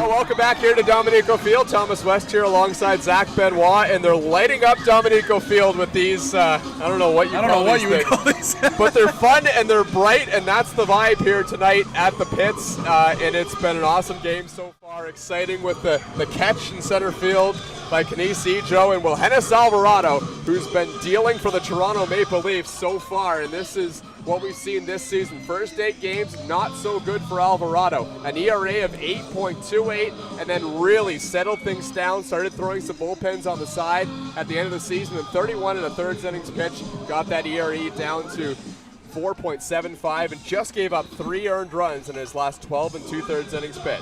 Yeah, well, Wilhenis Alvarado, he's been a solid arm to say the least in the second half of the season. And I think this Maple Leafs team as a whole, they just kind of started figuring things out in the second half. They just understood, we're too good to show what our record actually is. And they started having conversations internally, and they started figuring things out on both sides, offense and on the pitching. I've learned they have different modes. Yeah, I found that out as well. Yeah. This is exciting. The second we cut away, I clicked it, and my face was shocked to see there's 3 different modes. We get some lighting up in the broadcast booth, too. I know, It's excellent. I can see my book. So Wilhenis Alvarado trying to keep it rolling here against the Barrie Baycats, and the first pitch to Castaldo, the leadoff hitter, but the highlight for him today is the catch that may have taken away a home run from John Salazzo back in the first. Yeah, to this point, that is the biggest play of this ball game. I mean, rightfully so. He went up there and robbed that hit where Salazzo, he looked like he got every single piece of it. The wall's about 8 feet in center field. There's a line drive to Vinicio, who gets up and dropped it. They say it's not on the transfer. Jose Vinicio can't believe it. As he was trying to get the ball out of his glove, Vinicio dropped the ball, but the home plate umpire says he never had it. Or the third base umpire, I should say, said he never had it.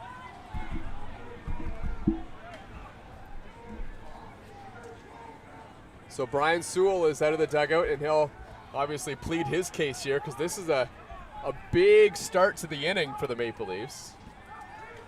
And the umpires are going to talk about this, but just looking on the stream, I should say, I have it pulled up. He caught it and came down. It looked like he was starting to transfer, and it just popped out as he was transferring. So Ryan Herron comes in to talk with Jeff Rose, the home plate umpire, to see if there's any chance that they could overturn this call. It's a tough one to make without, replay review or anything like that.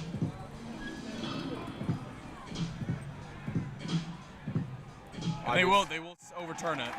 Okay, so the call's been overturned. Obviously, we do have replay review, so we'll show you it right here. That's pretty close. Yeah, he goes up for the catch, and as he's coming down, that's when he starts his transfer. And I guess just in the initial view, the umpire, when he saw Vinicio come down, he thought it was already loose when he was going to his other hand, but no, the ball came out as Vinicio transferred it to his throwing arm. So that is out number 1. Obviously, Jeff Rose had a bit of a better angle to see that one, and overturns the call, and there wasn't much argument from the Barrie Baycats bench either. So Alvarado gets a big out number 1 and delivers a breaking ball to Hernandez, and now he's behind 0-2. Big out number 1, and to a very big batter in the sense of Castaldo.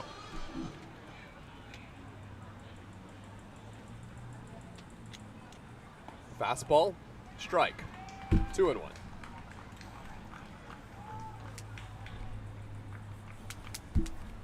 Wilhenis Alvarado has had runners on base in each of the first 2 innings. Castaldo scored on a leadoff double, but other than that, he's been able to work around it and pitch quite well. Alvarado pitched 6 2/3 innings in his last start against the Barrie Baycats with 13 strikeouts. Alvarado misses inside. Hernandez wasn't sure if that was ball 4, but home plate umpire confirms, and he'll head down to first base. So for the 3rd inning in a row, the Barrie Baycats have a base runner.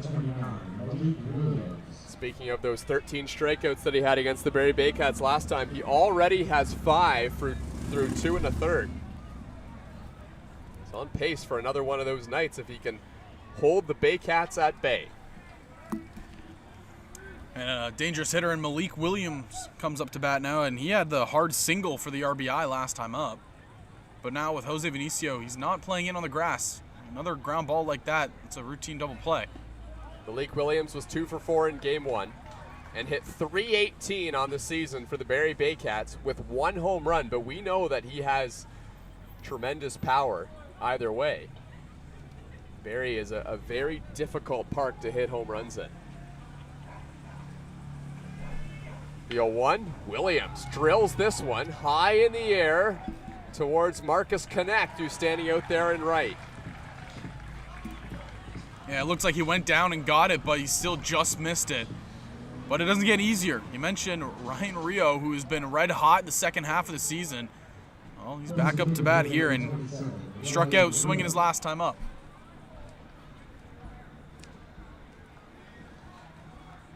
Ryan Rio homered off Wilhenis Alvarado last time he saw him. Yeah, I was going to bring it up. You talked about how hot he's been. Well, he went 3 for 4 in that game. That was the last home run that Ryan Rio hit against the Maple Leafs on August 7th. He was 3 for 4 in that game and sparked a great stretch to finish off the year. His last season against the Hamilton Cardinals, he was 2 for 4 and collected another 2 hits and an RBI in game 1. The 0-1, a strike at the knees.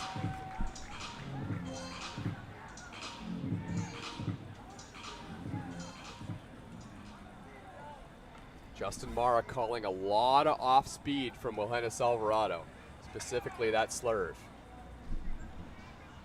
You see him, he's setting up on the outer half right here. Fastball, missed outside. And even though he missed it right there, that's a beautiful setup pitch because you can go right back to the breaking ball here. Just kind of have it go out a little bit more and you might get Rio to chase. Ryan Rio, another one of those players drafted into the Major League Baseball. He did that back in 2018. Here's the 1-2, breaking ball hit on the ground. Wilhenis Alvarado tried to get Ryan Rio out in front, and he did on that pitch. Executed the breaking ball well. You might have just wanted to go a little bit further out with it. Rio picked up in the 37th round by the Philadelphia Phillies in 2018. 26 years old and a Barrie, Ontario local. The 1-2. Inside. Justin Mara and Wilhenis Alvarado were halfway to the dugout. That might be the most emotion we've seen Wilhenis Alvarado show on the mound. He did not agree with the call. We heard it all the way up here at the top of the hill.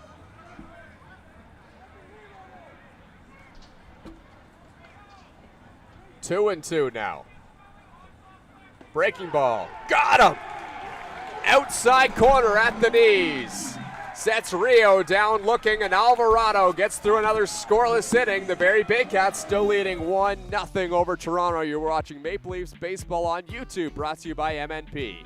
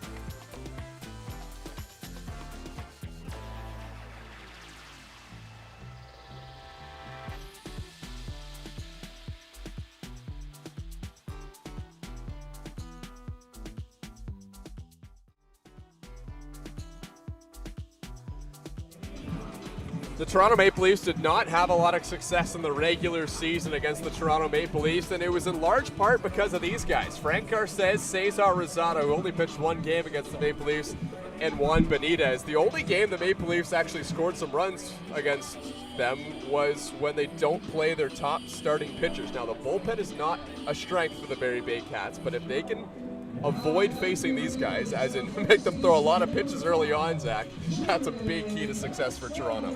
Yeah, and I think that's just kind of the story, really, when you're facing Barrie. It's just work their starters. Try to get them to throw as many pitches as they possibly can early in the game, because once you get to the bullpen, this isn't discrediting Barrie's bullpen, but again, it's not their 3 starters that they have.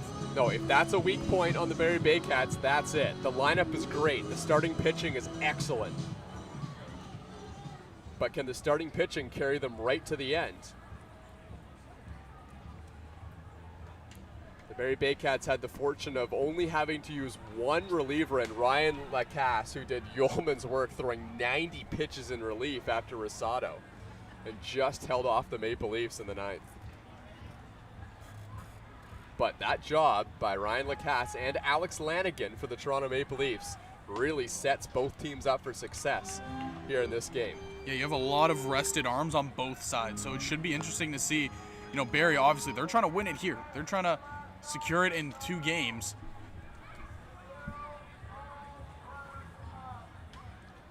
One and one on Jordan Castaldo. And for both of those pitchers, Lanigan on the side of the Toronto Maple Leafs and Ryan Lacasse for the Barrie Baycats, you know, it's not the most glamorous job when you have to come in a blowout game either way, but boy, is it ever important to give your team a chance and save the bullpen for the next game. Vitally important. 2-1. Inside corner, called a strike on Castaldo. We saw a magical on-base streak for Jordan Castaldo come to an end. It was 71 games he hit. He got on, or excuse me, I should say he got on base. And it's just something you don't see every day. The 2-2. Castaldo takes strike 3 called on the outside corner. That was a nasty breaking ball from Rosado.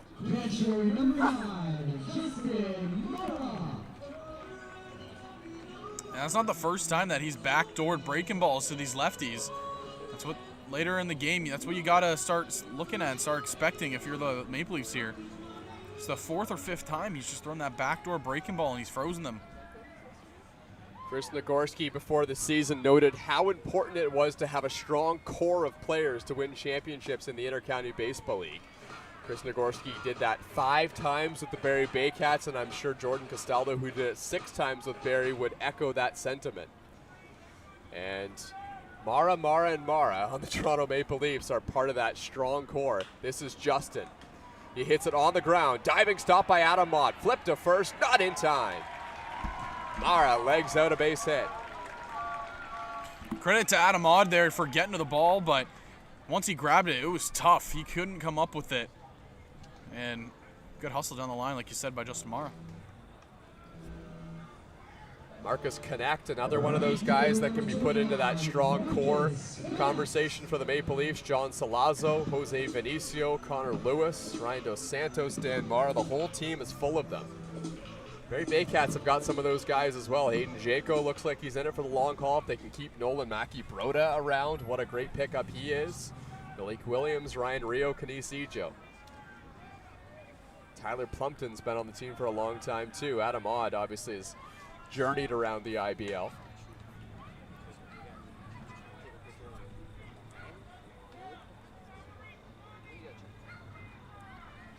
Marcus Connect ahead in the count 1-2. He's had a knack for hitting some home runs lately, especially here at Dominico Field.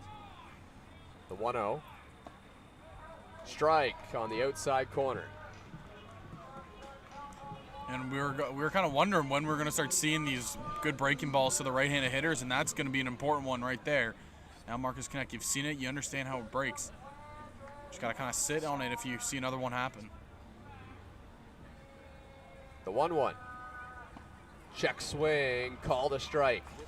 He went back to the well, back-to-back breaking balls right there, and he crossed up Connect. Marcus Connect's last 2 home runs that he's hit have come against the Barrie Baycats.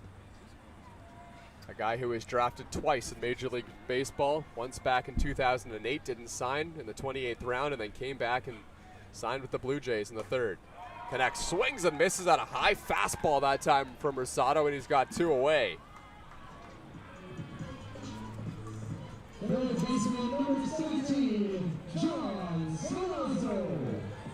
And this is where things will get interesting, because John Salazzo comes up for his second plate appearance. We know exactly what he did last time up. He took it all the way to the wall. Canisijo made a fantastic grab. But Salazzo, he saw Rosado really, really well. That is his last plate appearance. We talked about the matchup being solid for him. Let's see if he can have another good at-bat here. Salazzo chops this one on the ground. Odd comes over, makes the catch, throws to first in time to get the out, just in time at first base. And the Maple Leafs do not score in the 3rd. We'll take a quick break and be right back.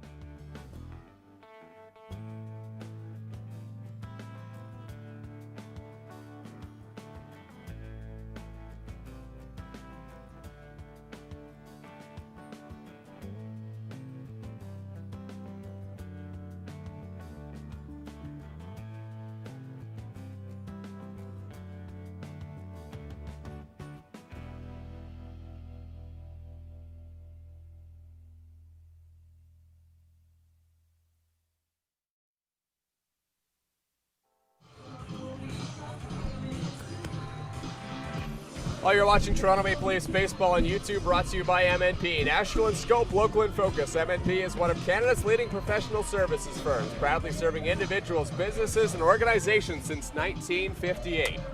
Well, Wilhennis Alvarado's been good on the mound, Zach.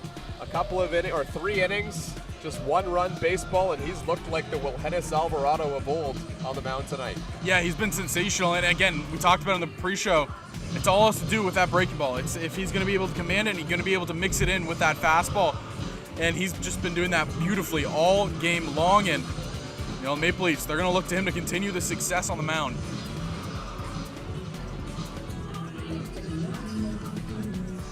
The Barrie Baycats have 1 run on 2 hits.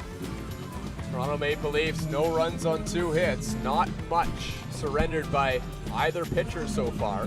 Wilhennis Alvarado has got through 3 innings, so just 1 earned run baseball. He's walked 1, but the big number is he struck out 6. His counterpart Cesar Rosado has 5 strikeouts through 3, but has not allowed an earned run. And I know we've been throwing up between innings, but just wanted to say, top of the 9th at Welland Stadium, the Jackfish are up 16-1 on Kitchener out in Fergie Jenkins Field. It's the Guelph Royals with a 4-3 lead over the Chatham-Kent Barnstormers. And in Bernie Arbor Memorial Stadium, Hamilton, they're up 2-0 on the London Majors.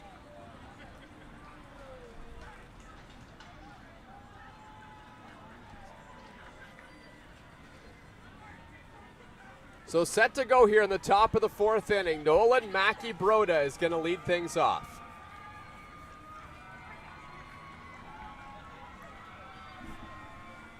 Alvarado's first pitch is a breaking ball that just catches the outside corner. Alvarado would have loved to have that call a couple innings ago. Yeah, He wanted one late last inning and he didn't get. Second pitch misses low, and it's 1-1. And you can see these left-handed hitters, they're not comfortable at the plate right now. They're jumping out of the way at this breaking ball. It's coming nowhere near them. Macabrota way out in front of it. He hooks it in the air to Marcus Connect and right. He's under it. He makes the catch, and there's one away.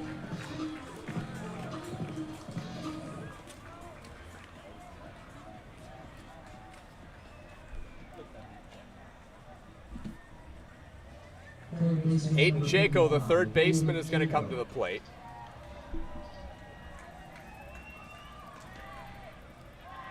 Jaco struck out in his first at-bat, but the ball got away from Justin Mara, and he was able to reach first base. Now squaring to bunt and takes ball one.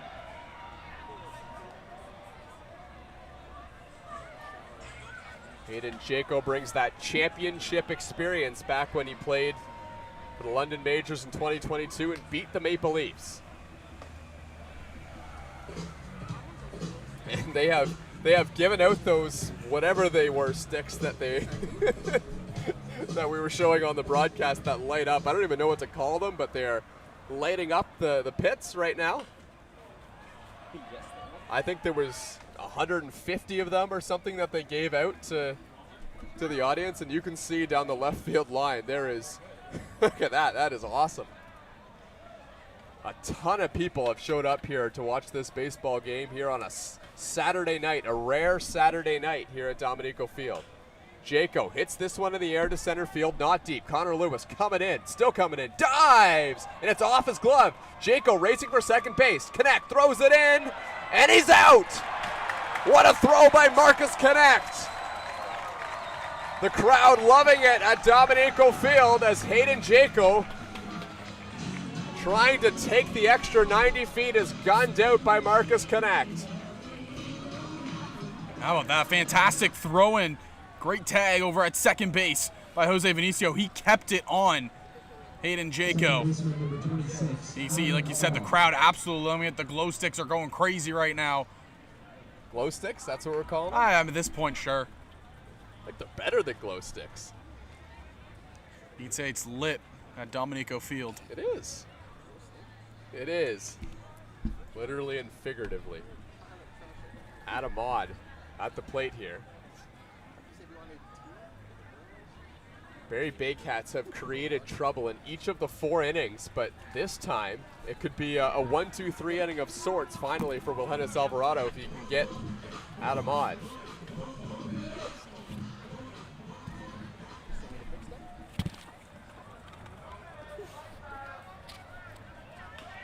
Odd whacks it foul down the right field line.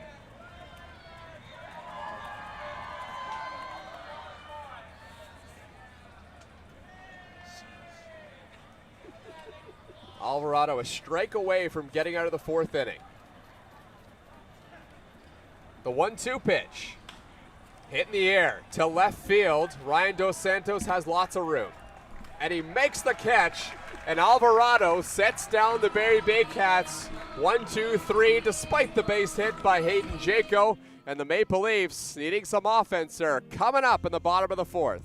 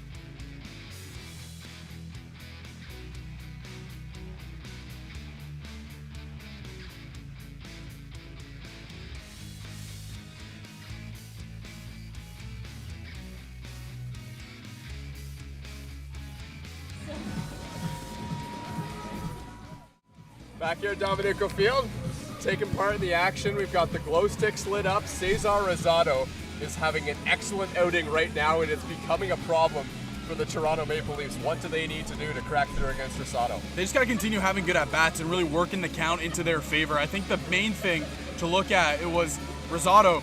He's working that backdoor breaking ball beautifully to these left-handed hitters, these lefties. You know, don't be afraid to take it the other way.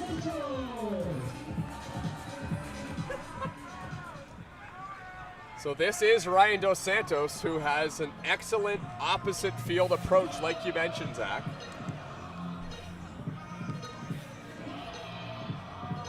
And we'll see if he can crack through against Rosado.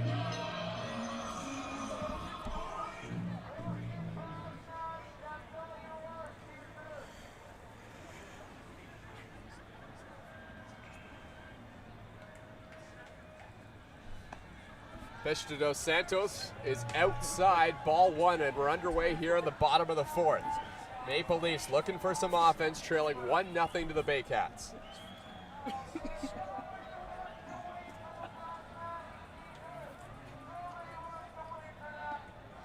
Dos Santos takes a strike on the inner half.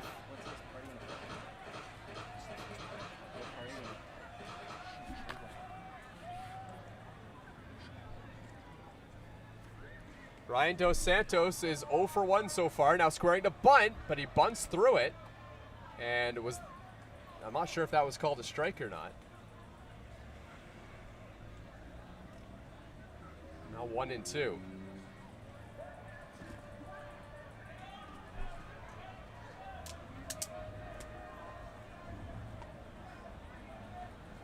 Mike Cicchetto on deck for the Maple Leafs. Check swing by Dos Santos. Did he go? Yes. Says the third base umpire, strike 3. Ryan Dos Santos with some words for Jeff Rose on his way back to the dugout. And that brings up Mike Cicchetto again. I was going to say, we've seen that a couple times. We saw earlier in the game Jose Vinicio. He also had some words, just not sure if it was about the strike zone or if it was just about a call they wanted to clear up, but there was no heated exchange so far between the players and the umps. The umpiring crew did overturn a call that went in the Toronto Maple Leafs' favor a couple innings ago. Jose Vinicio caught a line drive and was transferring the ball back to his hand. The third base umpire said no catch, and then they convened and overturned the call, which you don't see very often. That really helped out the Maple Leafs in that inning. Cicchetto hits a high chopper towards third base. Jaco has it, throws to first in time to get the out. Mike Cicchetto was hustling down the first baseline at his first at-bat and prompted an error by Cesar Rosado. This time, Jaco throws him out. And Rosado is starting to settle in a little bit here, Zach. Yeah, he looks comfortable, and that was a great breaking ball to Cicchetto. He got him on top, and you saw it, the high chopper. Bottom of the fourth inning, the Maple Leafs looking for a run. They've got lots of time, but the sooner they can get into the Barrie Baycats bullpen, the better, win or lose, because the Toronto Maple Leafs and Barrie Baycats play tomorrow. Game 3 in what could be an elimination game, or it could be a pivotal game in the series, either way. And that's in one day, tomorrow on Sunday. As Connor Lewis cuts through that pitch and he's behind 0-2. So whichever team has a more rested bullpen could be the victor in Game 3. Lewis. I think right now the Maple Leafs just looking at Game 2 right now. Just got to get back. Talked to Marcus Connect before the game, and he didn't say it's a must-win game, but he said they're all in on tonight, right now. And they have the Barrie Baycats within their reach, and they have their pitcher, Wilhenis Alvarado, throwing very well on the mound. Unfortunately for Toronto, so is Cesar Rosado, and he's ahead 0-2 here on Connor Lewis. And it's just outside. Rosado trying to pick the outside corner on Lewis. Dan Mara is on deck.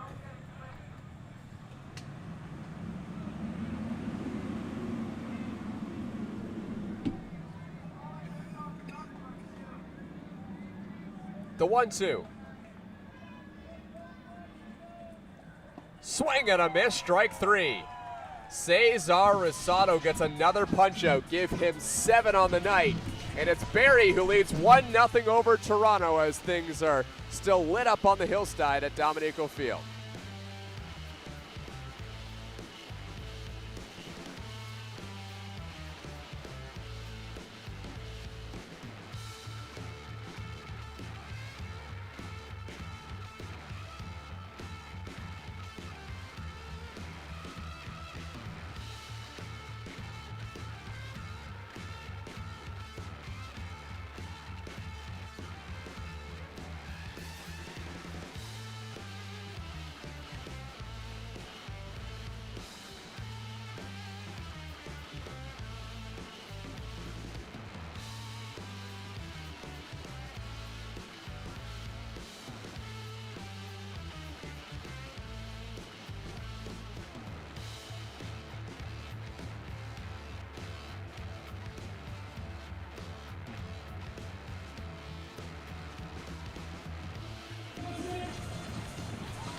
Well, the former Barrie Baycat, Chris Nagorski, 5 championships with Barrie over 6 seasons. What a career he's had in the Inter-County Baseball League, and it's his presence in the bullpen that's a big factor for the Toronto Maple Leafs. Not just the veteran presence and the baseball experience he's had, but winning in the Inter-County Baseball League as well.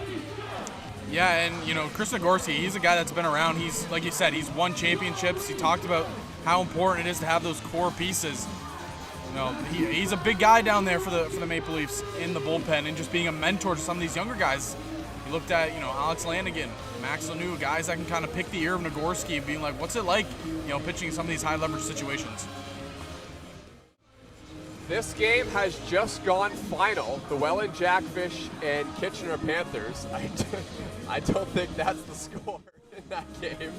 I think it was 16-1, but that means the Welland Jackfish, who thought they were going to sweep in that game, had to settle for a 2-1 series lead and will have a chance to beat the Kitchener Panthers in Game 4.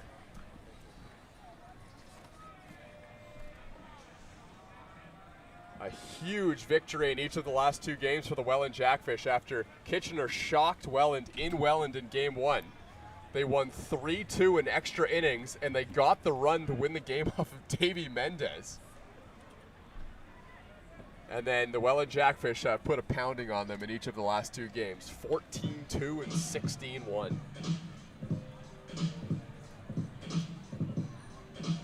Yeah, I mean, I think Welland, they were taken by surprise. I think the entire IBL was taken by surprise in that game, number 1. That is the 1v8 seed. The only team that didn't make the playoffs this year is the Brantford Red Sox. It's been a while since that's been the case in the Inter-County Baseball League. In the other games, the Hamilton Cardinals lead 2-0 over the London Majors. 2-1 now, I'm hearing, and the Guelph Royals up 4-3 on Chatham-Kent. 5-3. 2 very recent scoring plays in each of those games. So 2-1 Hamilton and 5-3 Guelph. And this game here, it's just really been a pitcher's duel. Alvarado has been fantastic for the Leafs, and Rosado on the other side has just been sensational.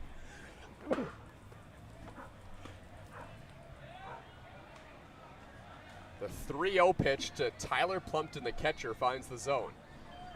That's important for Wilhennis Alvarado on the top of this 5th inning, trying to get these bottom of the order hitters here for Barrie, and he will not. That one's inside and nearly hit Plumpton. A leadoff walk for the Baycats. 5 hits combined between these 2 teams as we sit here in the top of the 5th. It's been a pitching duel so far, but Barrie's trying to crack Wilhennis Alvarado here in the 5th. He's throwing 66 pitches so far. So Brad McQuinn, the right fielder, hitting in the number 9 spot, and then back to the top of the order for Canis Ejo. And McQuinn already squaring to bunt. And he will pull the bat back and take a strike, and he didn't think so. But that pitch at the bottom of the zone on the outer half is a good pitch to bunt on, unless you're trying to drag that bunt down the first baseline. So that just gives some information to the Maple Leafs. Yeah, it looked like he was, because he obviously saw Salazzo creeping in at third base. He's going to go again. And he's going to take strike 2. And I'm not really sure what the game plan is here for Brad McQuinn. Maybe he's not actually bunting, but that was another great pitch to bunt on. But again, it was on the outer half. If you can somehow get a double play ball here, if you're Alvarado and have nobody on for Castaldo, that would be just massive. That pitch in the dirt, blocked by Mara, but it's going to get away just enough to advance Plumpton 90 feet. Oh, that was a valiant effort to block that ball. That pitch was thrown 56 feet by Wilhenis Alvarado. Mara got way out of his stance to block it, but unfortunately it just snuck under his arm. Yeah, I was going to say, I thought it caught him on the upper shoulder and he was able to get it, but no, like you said, right under the arm. So 1-2 now on Brad McQuinn, and Alvarado needs a strikeout right here. Another one, and that one gets to the backstop as well, and Wilhenis Alvarado has missed wildly with 2 breaking balls, and the Barrie Baycats have a runner on third base in a situation where they really didn't need to.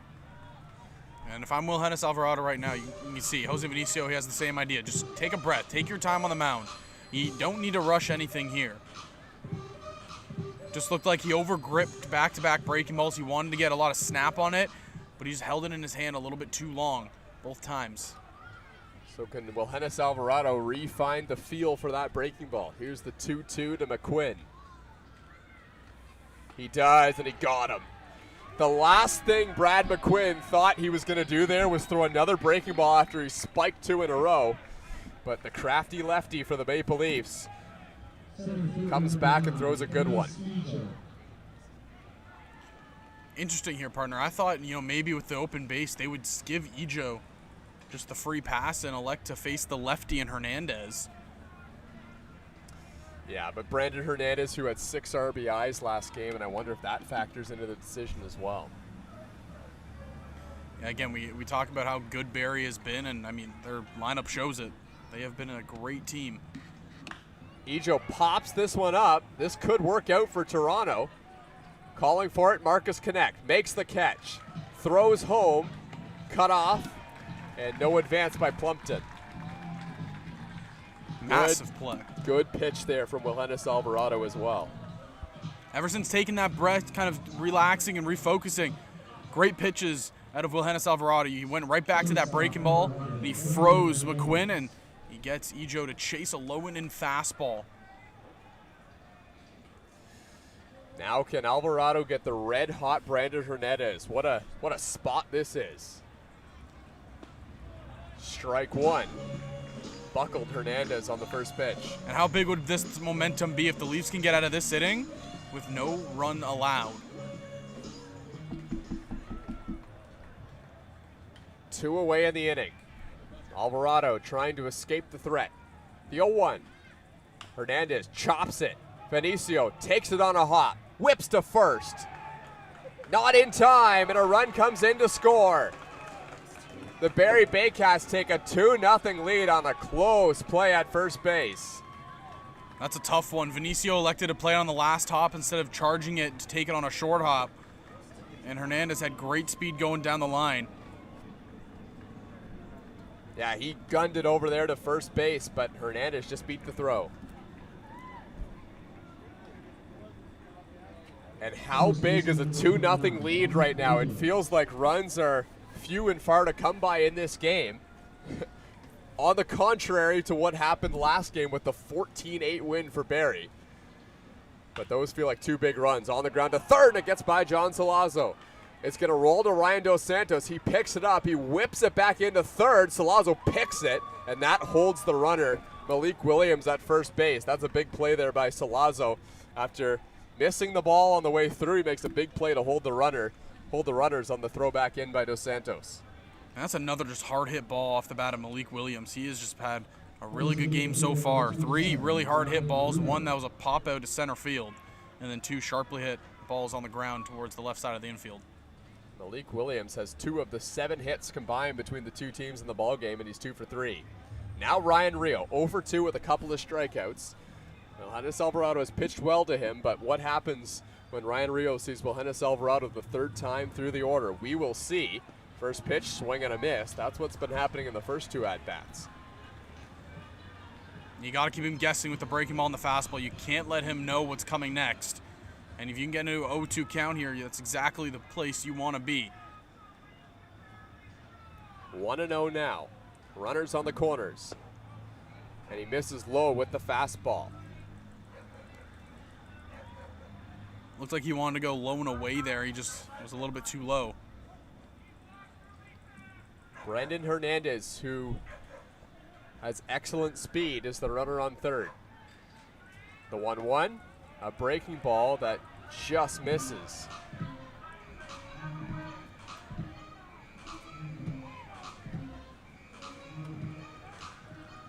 Baycats leading 2-0. Wilhenis Alvarado in a huge spot here, trying to shut them down and stop this big inning for Barrie.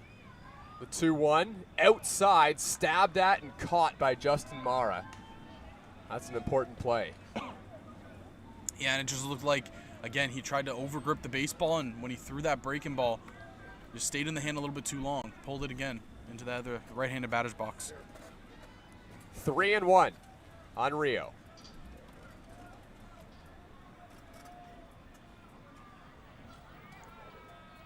Rio chops it foul towards the right side, and the count's 3-2. Just such a wise play. He went right back to the breaking ball. You know, he's had a couple pitches this inning where it hasn't felt comfortable, but he hasn't shied away from it. He's been confident in everything in his arsenal tonight. Alvarado with one of the bigger pitches of the ball game here to Ryan Rio. It's 3-2. Top of the fifth inning. Barrie threatening with runners on the corners.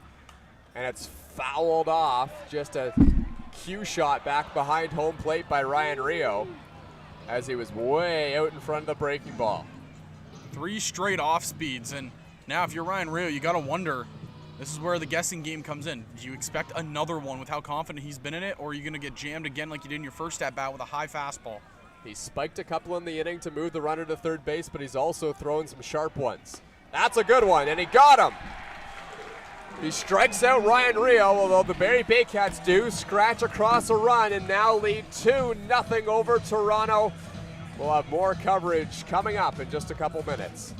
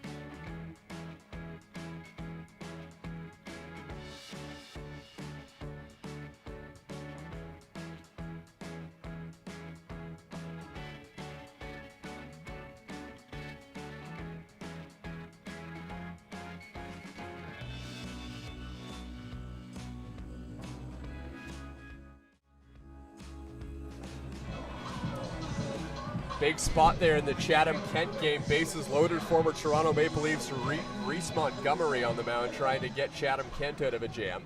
Over here to the Toronto Maple Leafs, it's the Barrie Baycats leading 2-0 over Toronto, and Dan Mara is at the plate. Rosado's first pitch is upstairs, ball 1. If you're Dan Mara, all you're trying to do right now is just get on base any way possible. Get to the top of the order with at least one runner on.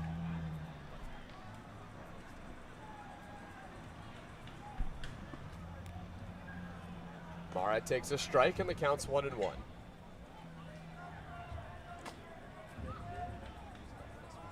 Dan Mara is 0 for 1 with a strikeout in tonight's game. And he takes inside, ball 2.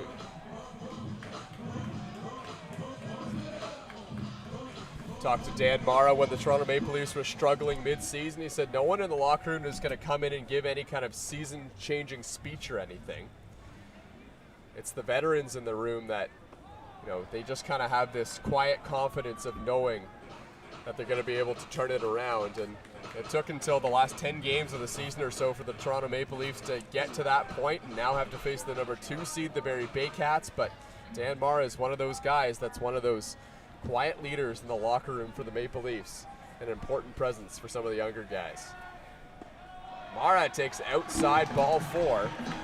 That's a veteran plate approach right there as he draws the leadoff walk. Yeah, it's a fantastic plate appearance. You work it beautifully and you get it right back to a guy who's seeing Rosado really well in Jose Vinicio. And Dan Mara hasn't done a lot of hitting in the number 9 spot. That's not something that he's done a ton in his career or even this season, but he's versatile and knows his approach doesn't really change much wherever he's hitting. Just continuing to try and win the battle and have a professional approach. Vinicio fouls one straight back. Oh, yes, sir. My laptop. Right into the broadcast booth. We did not make the catch. In fact, I didn't even try to make the catch. I didn't even see it. In my defense, that hit off the edge of the tent and bounced off the table. Yeah, the other crew definitely would have had it. Well, if I had a glove. Vinicio hits this one on the ground, kicks off the mound. This could be a double play ball. Throw to first, in time to get the out.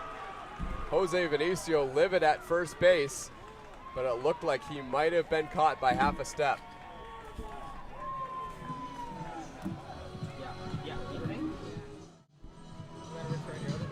So this is the baseball? Yep. Got the IBL logo on it, so you know that we're not faking it. And this is the ball that crushed the corner of my laptop. Is it okay? Yeah, it hit almost at the power button, so worst comes to worst, I almost shut it off.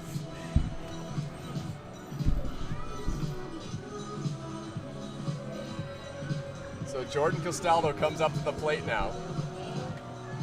Nobody on. Things really turning around in the inning after Rosado gets the double play ball, and he continues to roll here against the Barrie Baycats.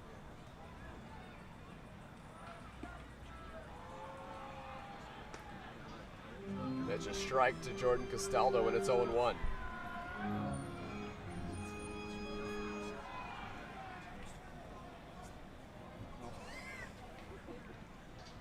Castaldo hits it hard on the ground, through for a base hit. Maple Leafs have a runner on here with 2 outs.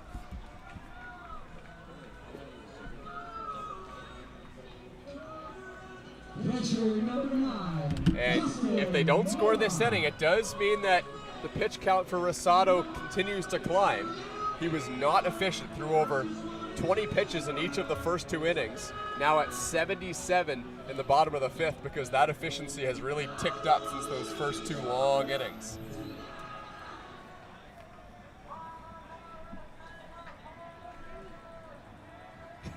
Yeah, just for the record, for those in the chat thinking I caught the baseball, I did not. In fact, it did some damage. That's how much I didn't catch it. Didn't even know it was coming. It was coming right at us. Didn't even know it was coming.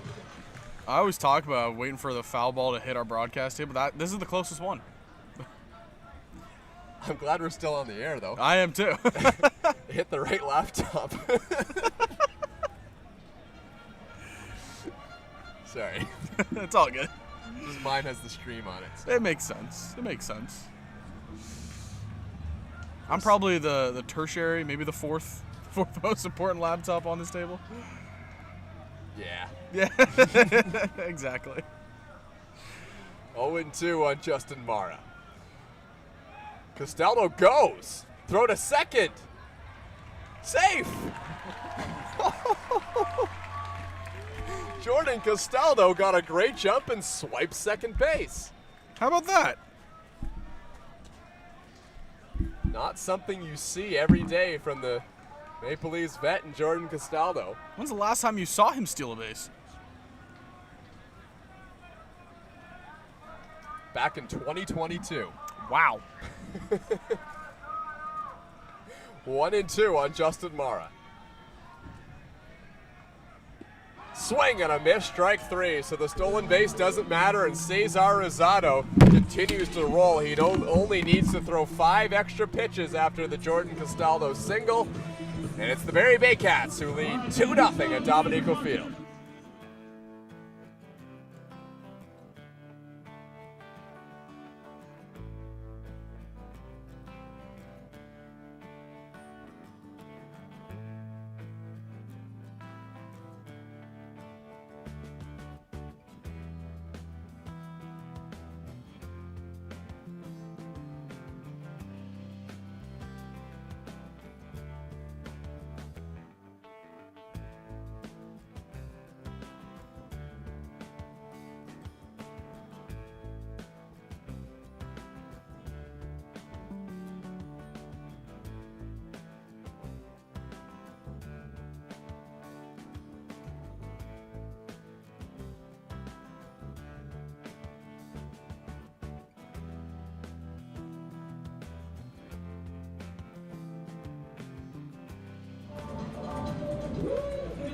Well, Josh Matlow weighed in on the starting pitching decision for the Barrie Baycats after the last game. He said Frank, I'm referring to Frank Garces, is the number 1. The great thing about a 5-game series is that both Garces and Rosado have to pitch twice, so it doesn't really matter who you start in game 1. And, you know, obviously he alluded that Frank Garces, he did want to have the number 1 honors, even though Cesar Rosado is an excellent pitcher. But it means that we know that it's going to be Benitez starting game 3, and then we know that they're going to go back to the top 2 dogs for game 4 and game 5 if it gets that far. It should be interesting. We talked about it. You know, starting pitching has been so good for the Barrie Baycats, and it's important, you know, especially if they're not afraid to tell you the game plan and the layout. Yeah, for the Barrie Baycats, though, it is kind of telegraphed. You can just look at the pitching page statistically. They've got 3 guys that have that sparkling ERA in the 2s or 3s, and those are the starting pitchers. Those are the guys that have been starting all year. They've kept their pitching staff very healthy the entire season, and Garces and Rosado, those are 2 guys that are going to need to take on the bulk of the pitching for the Barrie Baycats, but there's a very good chance that they're going to be able to handle that responsibility because they have both, to this point, in the playoffs and in the regular season, have been so good. Yeah, and it's just been sensational work, really, when you look at the side of Barrie and what they've been able to do with their rotation and their starters. They get them deep in the ball games, and that's why you haven't really needed to see the bullpen come out and do a lot of work. You have guys that'll go and give you 6, 7 innings. It's massive. Cesar Rosado got a huge strikeout of Justin Mara with a runner in scoring position to hold the Maple Leafs at bay in the bottom of the 5th. Now top 6 we go. Nolan Macabroda leading things off for Barrie. And with how good Cesar Rosado has been, you can't take anything away from Wilhenis Alvarado. He has really been solid. It's such a tough lineup. That one hit Macabroda, and he's going to head down to first base.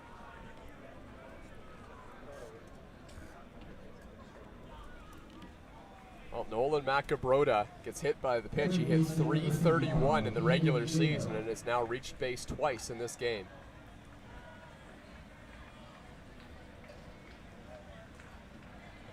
Hayden Jaco comes up. He's 1 for 2, but got thrown out trying to extend a single into a double. And trying to atone for that mistake here. This time he bunts it, but he chops it back towards his own dugout.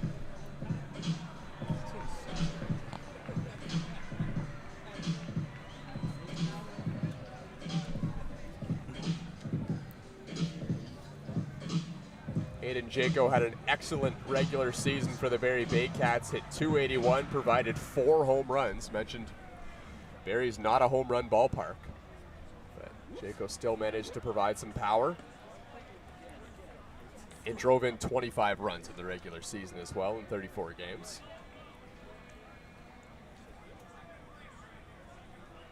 We almost saw Hayden Jaco coming to pitch last time that Barrie was here. Yeah, and Hayden Jaco has pitched a little bit. It's something that he, kind of has in his lower back pocket, if you will. But he did pitch in 2 games, pitched 3 innings this season, didn't give up an earned run. Not bad. Or any run, for that matter. Do you think he has the splinker in his back pocket? No. I learned the grip of it. It's like this. Did you? Yeah, it's the 2 fingers on the inside of the seam. So that's like kind of a 2-seam, you just rotate the baseball a little bit? Yeah, so, and I got all this from, shout out Trevor May. This is, I listened to him break down Paul Skeens' splinker. And basically, it's you have your 2 fingers on the upper seams like this. A 2-seam, you go down it like on this part of the horseshoe. A splinker, you're up here. Good stuff. Yeah.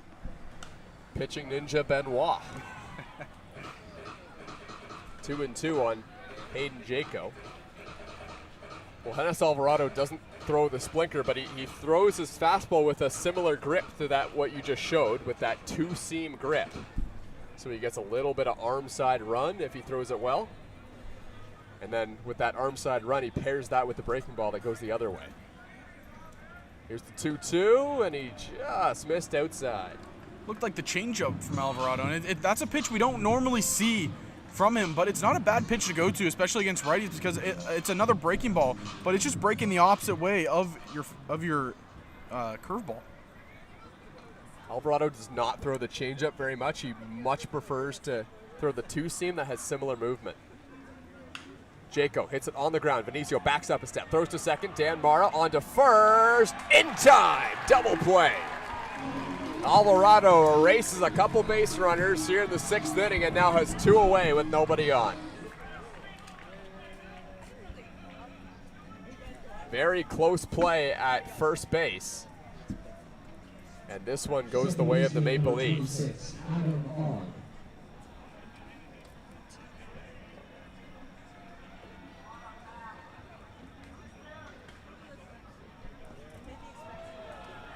Takes a big cut at the first pitch, but misses it. It was a pitch in the dirt.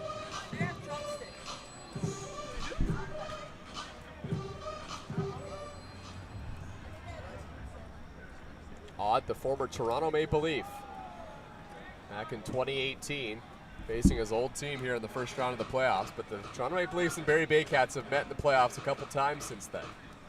Maple Leafs have had to go through the Baycats both times. They've made it to the IBL finals in 2021 and 2022. The 0-2. Swing and a miss on a ball in the dirt. Tag applied by Justin Mara, and a good inning for Wilhennis Alvarado. Boy, Zach, he's given his team a chance, is Wilhennis Alvarado. As we head to the bottom of the 6th inning, can the Maple Leafs capitalize?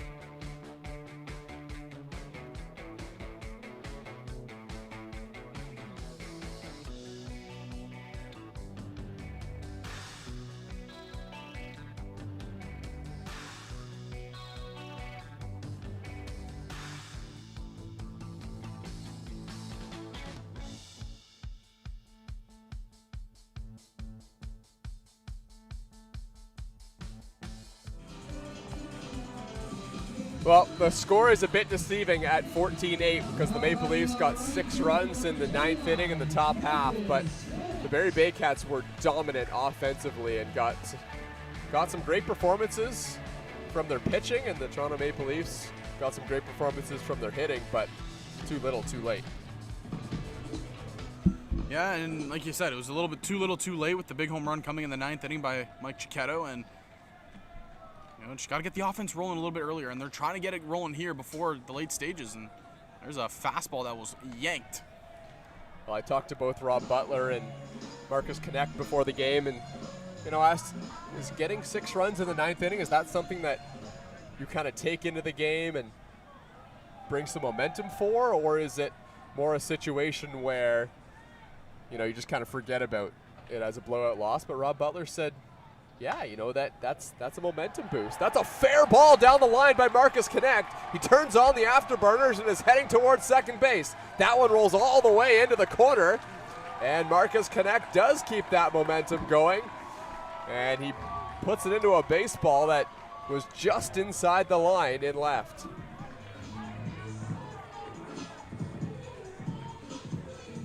A little bit of action in the bullpen for the Maple Leafs. Greg Carrington is warming up.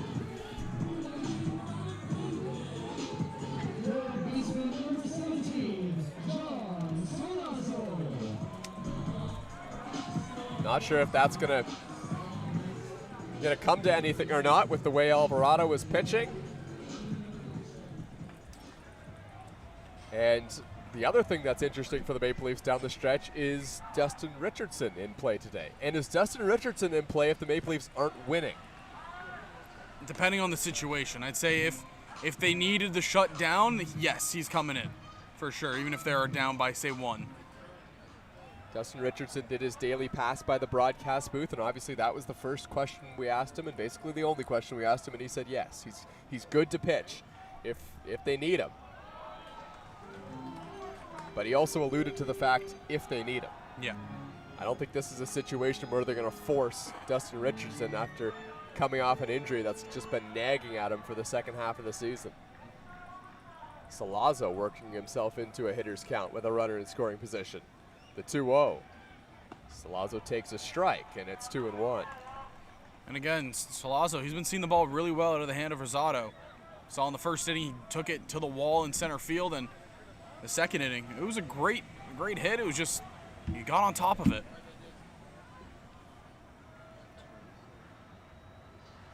Salazzo with the 2-1, and he swings over the top of it. That's the breaking ball from Cesar Rosado, and the Toronto Maple Leafs just have not figured out that pitch today.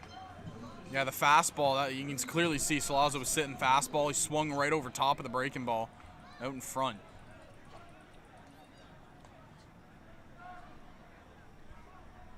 The 2-2. There was an arm side miss on the breaking ball, and it slipped into the hand and went up and away. And you got some good hitters on deck. A guy that's seeing the ball extremely well all season long in Dos Santos, and a guy that just has been seeing nothing but red for the side of the Maple Leafs, and Mike Cicchetto in the hole. John Salazzo would like to make his impact on the game right here. He nearly did it in the first inning as he got robbed of a home run by Canisijo. The 3-2. Up and away, ball 4. Well, that does put the double play in order for the Barrie Baycats, but the Toronto Maple Leafs will take base runners. They have the tying run standing on first base in the form of their big man and John Salazzo. And partner, I know it might not be the perfect situation for it, but would you be surprised if you saw Ryan Dos Santos square for a bunt here? Yeah, it's hard to say. With just the way that Ryan Dos Santos has been hitting this season, you think maybe not. But do they have that much trust in Mike Cicchetto to get it done? Boy, he's been swinging a hot bat. He hasn't had success against Cesar Rosado, though, here today. So that might factor into the decision. Yeah, it's a tough decision, to say the least. But they're talking about it down the line right there. Like I said, it's an interesting decision, because if he pushes a bunt, say, down that third baseline perfectly, where the third baseman has to come in, he has enough speed to get up the line. We know this. Ryan Dos Santos is a very fast player. Not a good double play candidate for Barrie. And the Barrie Baycats think the bunt might be in order. They have the corners in. Everyone on the Barrie Baycats team saw Mike Cicchetto hit that ball that sailed over the wall in Barrie. And they think that Ryan Dos Santos might try and set the stage for the newcomer. Dos Santos, did he just square the bunt a little bit before that pitch was thrown? He does, and he takes a strike. Interesting. Boy, Dos Santos tipped his hand very early on, and then I think there might have been some doubts in his mind, so he didn't take a stab at that pitch that was a strike. Credit Rosado right there. He took a couple extra seconds in his windup. Dos Santos has the bat on the shoulder, now squares around. The Barrie Baycats know it, so Dos Santos gets himself in position right away. And he bunts through it, and it's 0-2. Well, Ryan Dos Santos has got himself in a bit of a hole here. But it's not the first time we've seen it. We've seen him fight back from these 0-2 counts. It's going to be tough against, again, a good pitcher in Rosado, but there's a guy that has a good eye. It's Dos Santos. He's going to have to really battle here. The count's 0-2. Rosado's got that nasty breaking ball in his back pocket. He throws it, and Dos Santos chops one to Rosado. He's going to have to make a heck of a play. Whips it to first in time to get the out. Oh, boy, what a play by Cesar Rosado. And, you know, we talked about it. Dos Santos wanted to get the bunt down. That was almost it. The swinging bunt almost worked. And the speed, he thought he got in there, but like you said, just mere milliseconds. Wow. So that brings up Mike Cicchetto as we take another look at that play by Rosado. Watch him get off the mound here and throw a bullet to first base. What a job by Jay, our camera operator, to follow that one to first as well. That was quick hands down there, Jay. So Mike Cicchetto comes up. 2 in scoring position in the biggest moment of the game for Toronto so far. Can Cicchetto stay hot and come through with a hit that drives a run in for Toronto? He hits one on the ground. This one's bobbled on the infield. Throw's coming home. It's offline, and Cicchetto delivers just enough to give the Maple Leafs a run, and it's a 2-1 game. They finally broken the door open. And I mean, I think that hit off the mound, and I don't know if it hit a divot in the grass or whatnot, but that is a play that Toronto needed to get one back on the board. It's not done yet. Their hero player, named Connor Lewis, he's coming up. Adam Odd had a couple extra thoughts in his head when he was making that play. Does he come home? Does he go to first? The runner at third base was frozen on the play. And ultimately, when Adam Odd picked up that ball, he made the wrong decision because he had plenty of time to get Mike Cicchetto running to first base, who is not a burner. And now this is interesting. Jesse Hodges comes into the game to pinch run for Cicchetto. Job done for Mike Cicchetto. He has 3 at-bats today, and he drives in a run. And Jesse Hodges enters this ball game. Jesse Hodges, another one of those bats that we've been waiting to see it kind of explode. We know what he has, so he'll have his opportunities later in this one.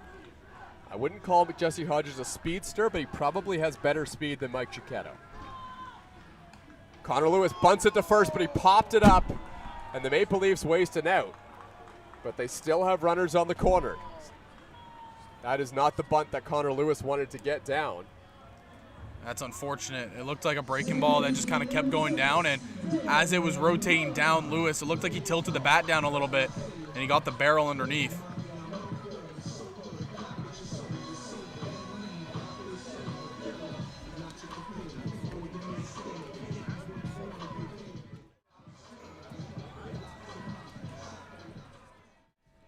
It ends up being an easy play for Malik Williams over there at first. So it's up to Dan Mara, but this is a guy who can hit a single with the best of them. It jumps out of the batter's box after thinking that was ball 1, but it was called a strike. Yeah, didn't agree with it. Clearly was Mara.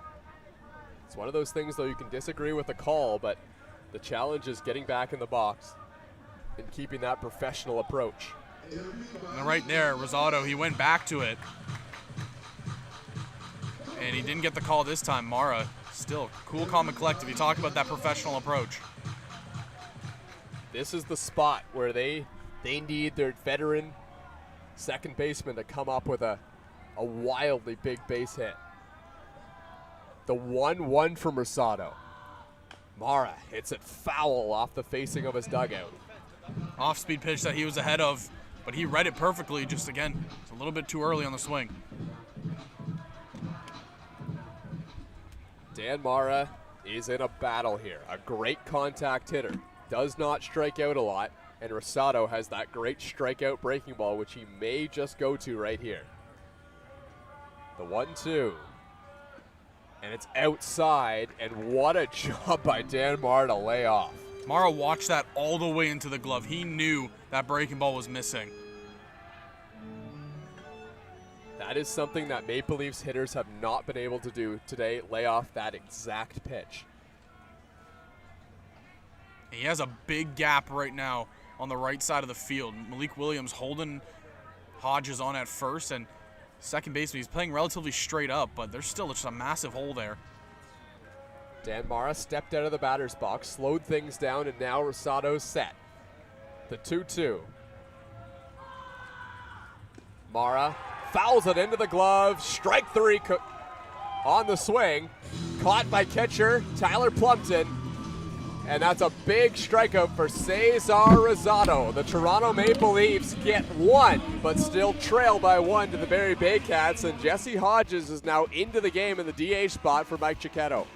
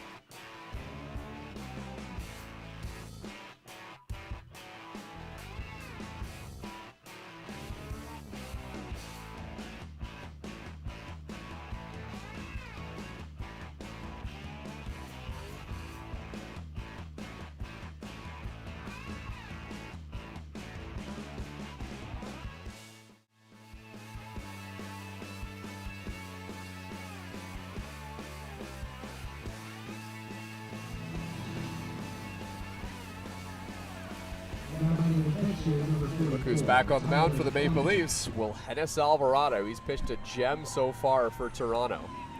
6 innings, 2 earned runs, 9 strikeouts. 13 is that career high. 9 would have been the career high if it wasn't for the game he pitched against the Baycats back on August 7th. Top of the 7th. Alvarado going deep here from Toronto. Tyler Plumpton line drive into the outfield. Boy, Zach, it feels like it's been a long time since we've seen a ball hit like that. Yeah, it might have been the hardest hit ball since probably Malik Williams, he's had a great eye at the plate, and he's been having a great day. Plumpton was all over that first pitch from Alvarado, but he's induced quite a lot of soft contact and strikeouts today. So I think that's the first one in the air we've seen since Canisijo in the first inning. Brad McQuinn at the plate. The 1-0, swing and a miss. You know, that swing by Tyler Plumpton makes me think that the Barrie Baycats have a little bit better grasp on the game plan that Alvarado's throwing, because it's not that complicated to decipher, really. He's throwing 2 pitches with the occasional changeup. The 0-2 misses inside to McQuinn. But he's not afraid to throw the breaking ball at any count. 3-2, 2-0, anytime this game. Yeah, and it's more so, if you're sitting the breaking ball, you just got to expect where it's going to break off to. But he has so much vertical break to it. It's tough, and there it is again. That's a nasty pitch right there. Yeah, that's just dirty. And there's 2 away. Well, Wilhennis Alvarado hasn't had a lot of perfectly clean innings today. He's always had that one little straggler that's got on base or something of the sorts, but has a chance to set down the Baycats 1-2-3 right here. Kanis Ejo is 1 for 3, and he scored a run. Did that back in the first inning. Ejo fouls the first pitch off, and it looked like he had a pretty good read on what Alvarado was throwing right there. Seems he's working quickly here. He's getting the ball back and getting into his windup fairly quick. And he got into a rhythm, and that's what he's been in the later stages of this one. Swings through that low breaking ball. Well, this outing reminds me of something that Wilhennis Alvarado did in the second round of the playoffs last year. He pitched 9 innings against the Barrie Baycats, gave up 3 earned runs on 8 hits, and got the Maple Leafs a 9-3 win. At the time, it was the most strikeouts he's recorded in a start before the Barrie Baycats start he had on August 7th. Yeah, that outing against the Welland Jackfish with the Maple Leafs winning 9-3 in that second round game.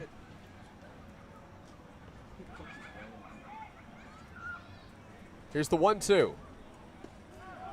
Strike 3 called. A dominant top of the 7th for Wilhennis Alvarado. And he calls for his offense to try and get some runs. The Maple Leafs have 3 innings to work with. And if Wilhennis Alvarado can keep pitching like this, they might just need a couple of runs.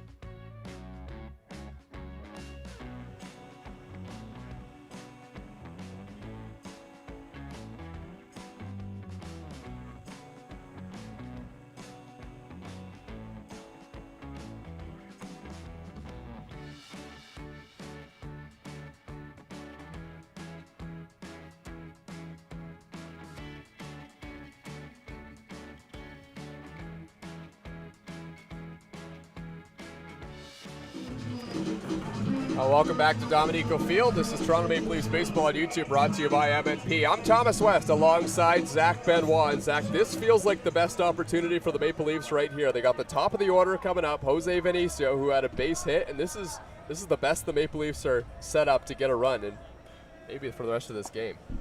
Yeah, the veterans. We talked about it at the start of the game. We're going to say it again here. The veterans, they got to come through in big moments, and this is a massive moment here. Vinicio, 1 for 3, and he struck out against Cesar Rosado so far. Swings through that breaking ball. It was the breaking ball that Vinicio hit in the first inning, but that was on the first bat of the game. This breaking ball from Cesar Rosado has looked like it's evolved a little bit since the first inning. Yeah, it looks a lot sharper than it did before. And continuing to get better. 7 innings deep for Alvarado. And he's throwing 96 pitches to this point.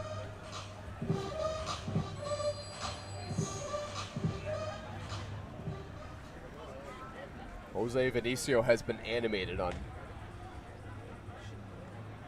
many different calls and in different locations on the field today. Fouls that one off. He just got a piece of it. If you can get Jose Vinicio on, it's almost guaranteed he's stealing a base this inning. We saw him take one earlier, just like you said, at the moment, at a pure speed. On a not a good jump. Yeah. Pure speed. If he can get on here, it's just a massive momentum boost for the Maple Leafs. He's got work to do. 1-2. Swing and a miss. Strike 3. Cesar Rosado sets down the leadoff hitter for Toronto. Rosado has been lights out all day long. So he's 10 strikeouts on the day now. Yeah, and he's going to reach 100 pitches this inning. We've seen a little bit of action from Carlos Sano starting to get up and moving in the bullpen for Barrie. He's the guy. He's the guy coming in the bullpen.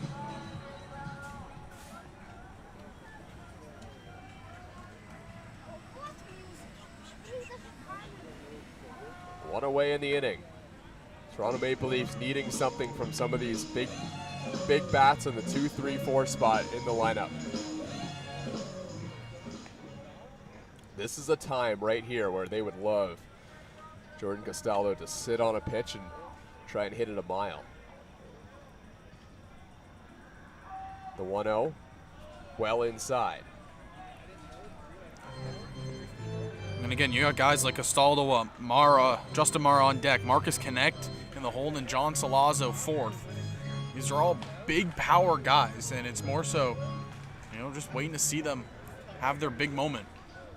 Over 130 career home runs for Jordan Castaldo dating back to 2008. 2-0, the count. And he takes low.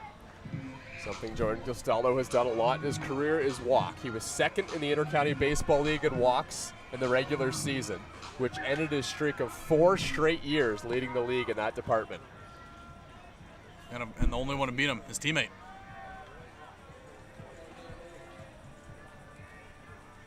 The 3-0. Outside, ball 4.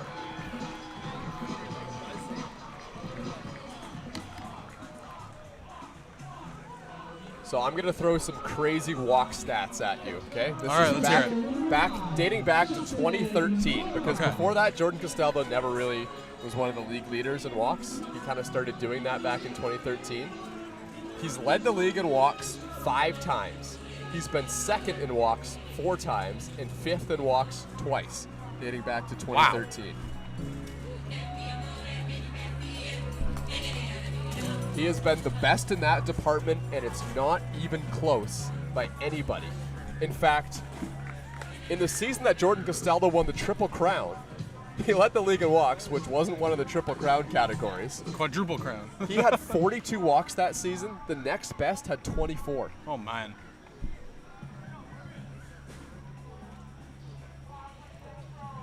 The 0-1, a check swing, and it's low for a ball.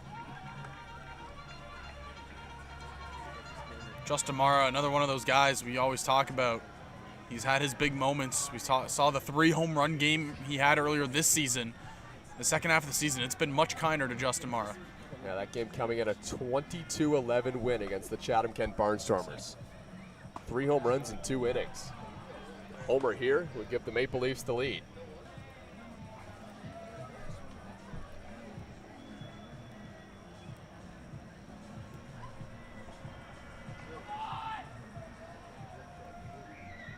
The 1-2 from Rosado. Fouled off. And Justin Mara knows that he got a pitch that he could handle right there. Yeah, he got the pitch he wanted, just a little bit underneath it.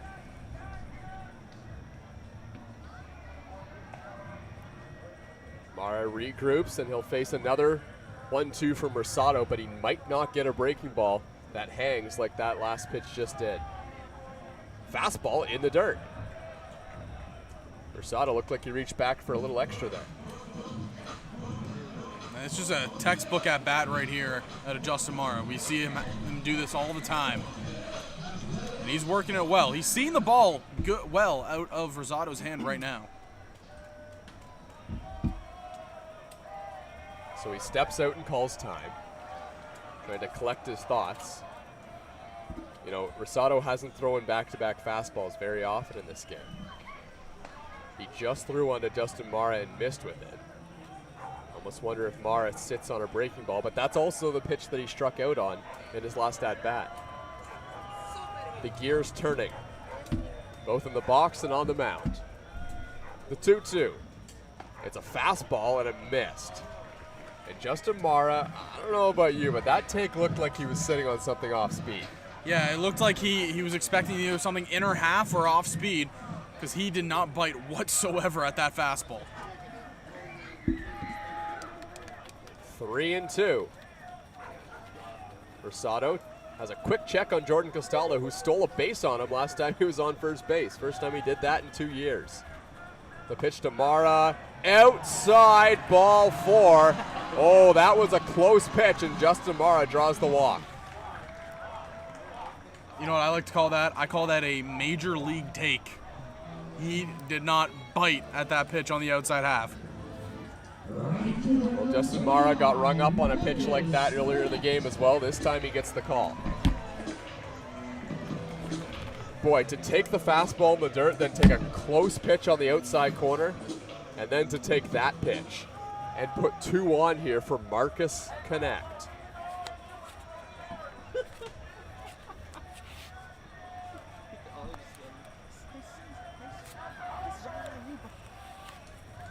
Another big moment here for the Maple Leafs in the 7th. Toronto has had multiple innings where they've had runners on, and it hasn't been a big talking point this game, but they have left some runners in scoring position.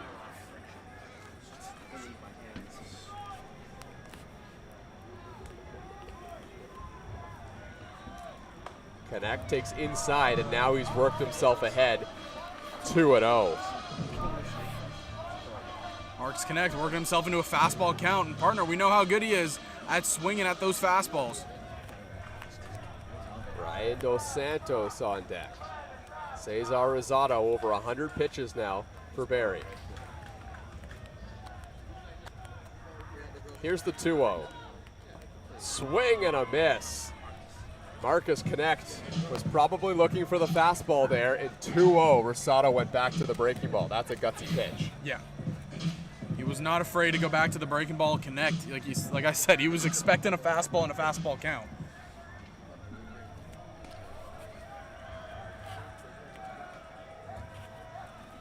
Two and one. Can Connect come through in the clutch for Toronto? Swing and a miss, strike 2.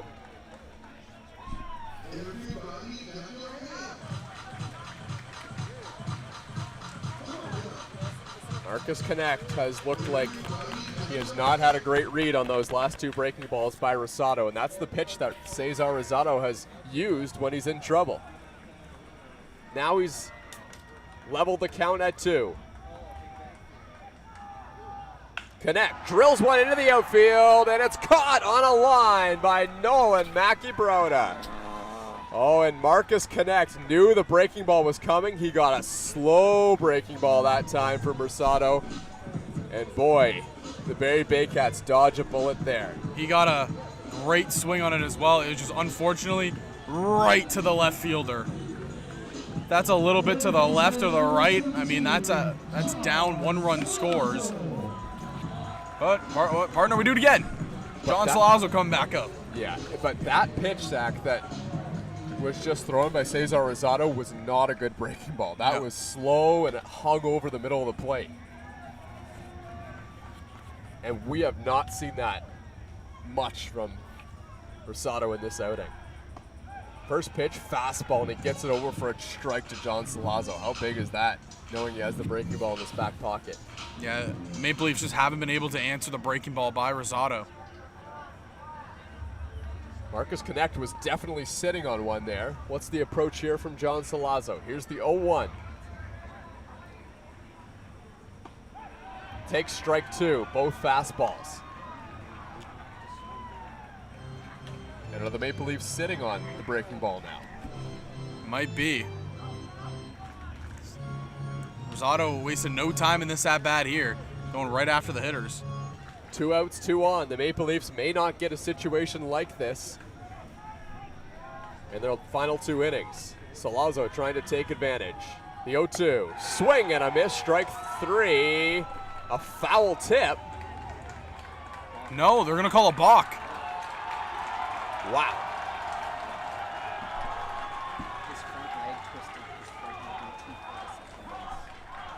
Well, it was a foul tip into the glove by John Salazzo, but that does not matter because the balk was called. So they redo the pitch, and now there's 2 in scoring position for Toronto. And we saw on the mound, Rosado, he tried to fool Castaldo at second, making him think he was going back to, that he was going to go back and pick him off, but he just went a little bit too far, the rotation in the trunk. Yeah, that was a little bit of a different delivery that time from Cesar Rosado. Didn't give the base runners a chance as he turned back towards second base.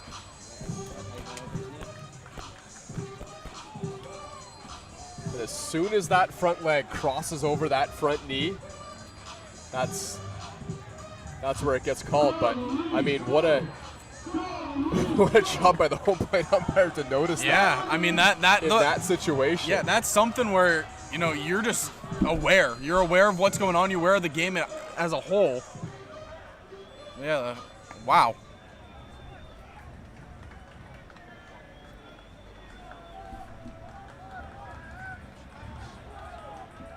Oh, 2 on Salazzo. And he hits it down the line, foul. Just foul towards third base. John Salazzo reached out and poked it. And then again, that's what these lefties have to do. That breaking ball in the other half, that's been the Achilles heel for the lefties. Salazzo trying to use this second life. Another 0-2. Breaking ball way outside. Now, Cesar Rosado has been throwing fastballs here to John Salazzo, which has been the right call. Salazzo hasn't been looking for it, and that time he just didn't snap the breaking ball off.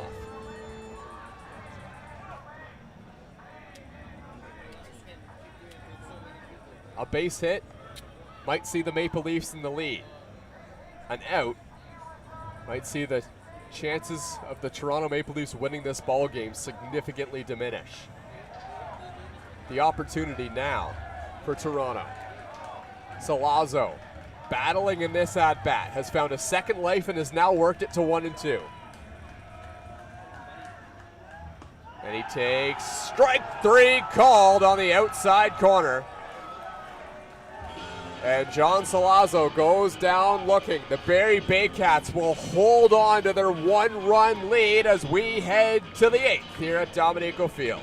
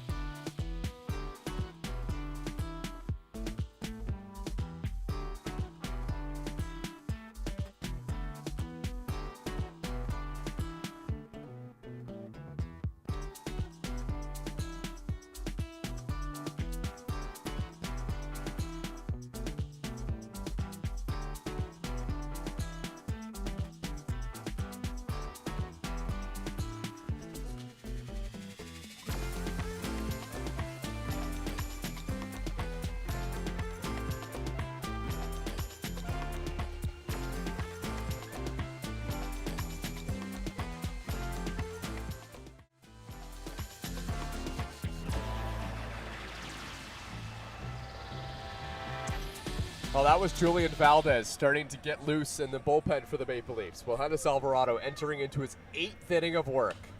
His counterpart, Cesar Rosado, has thrown 120 pitches through 7. Yeah, and we're questioning, maybe is this the end of the night for Rosado with Snow warming up in the bullpen, but we shall see what happens.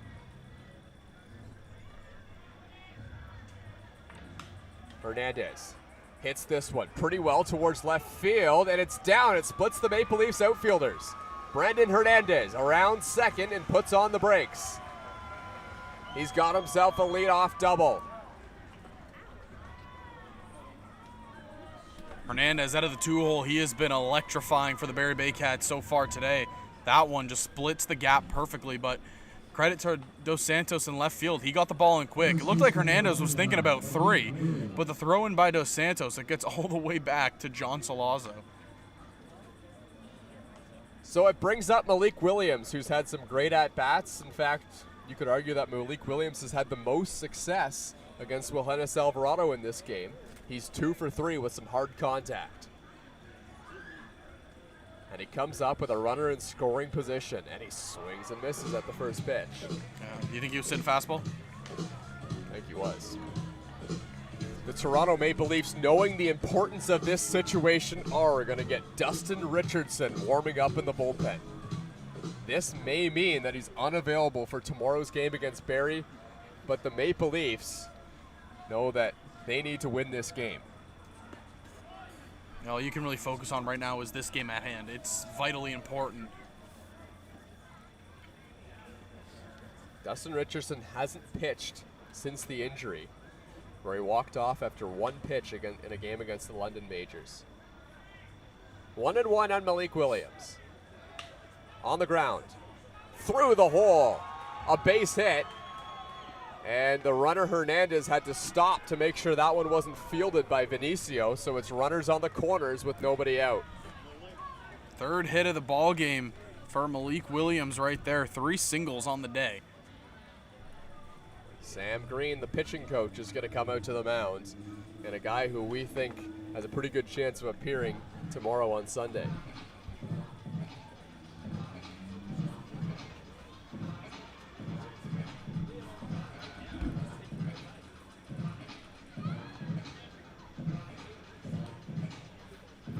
What do you think this conversation is like here between Green and Alvarado? Be patient. Your game plan has been sound solid basically all game long. You can't, try to over pitch out of this situation. You got to stick with what you're comfortable with and stick with what's been working here. I think is the main message that Sam Green is trying to get across here to his young pitcher, Johannes Alvarado. The question is, who do the Maple Leafs go with out of the bullpen? If the Barrie Baycats tack on some runs here, do they want to go with their ace closer, Dustin Richardson? I think that's why they have also Chris Nagorski warming up right beside Richardson. Obviously, it looks like DR is in more of a hurry-up mode, but Nagorski, he's there. Or does Dustin Richardson come in this inning and try and shut down the Barrie Baycats?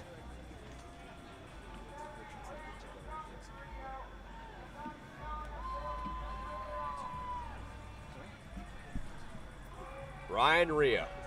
Runners on the corners, nobody out.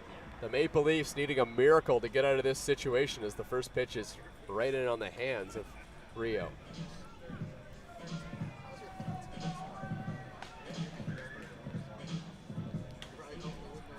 Pitch count at 109 for Johannes Alvarado.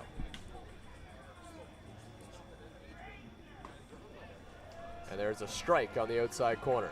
Johannes Alvarado has not gone this deep into a game in the regular season. You'd have to date back to last year. Maybe that game against the Welland Jackfish in the playoffs that he's thrown this many pitches. Yeah, the deepest he's gone. The 1-1 fouled off by Rio.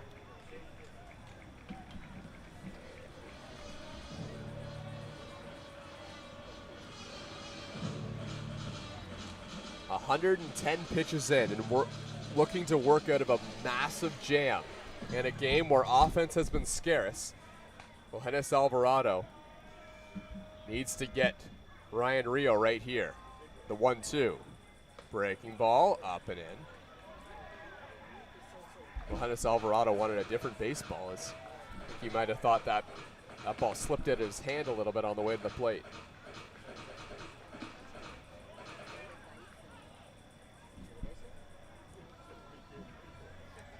Rio, 0 for 3 today with a trio of strikeouts.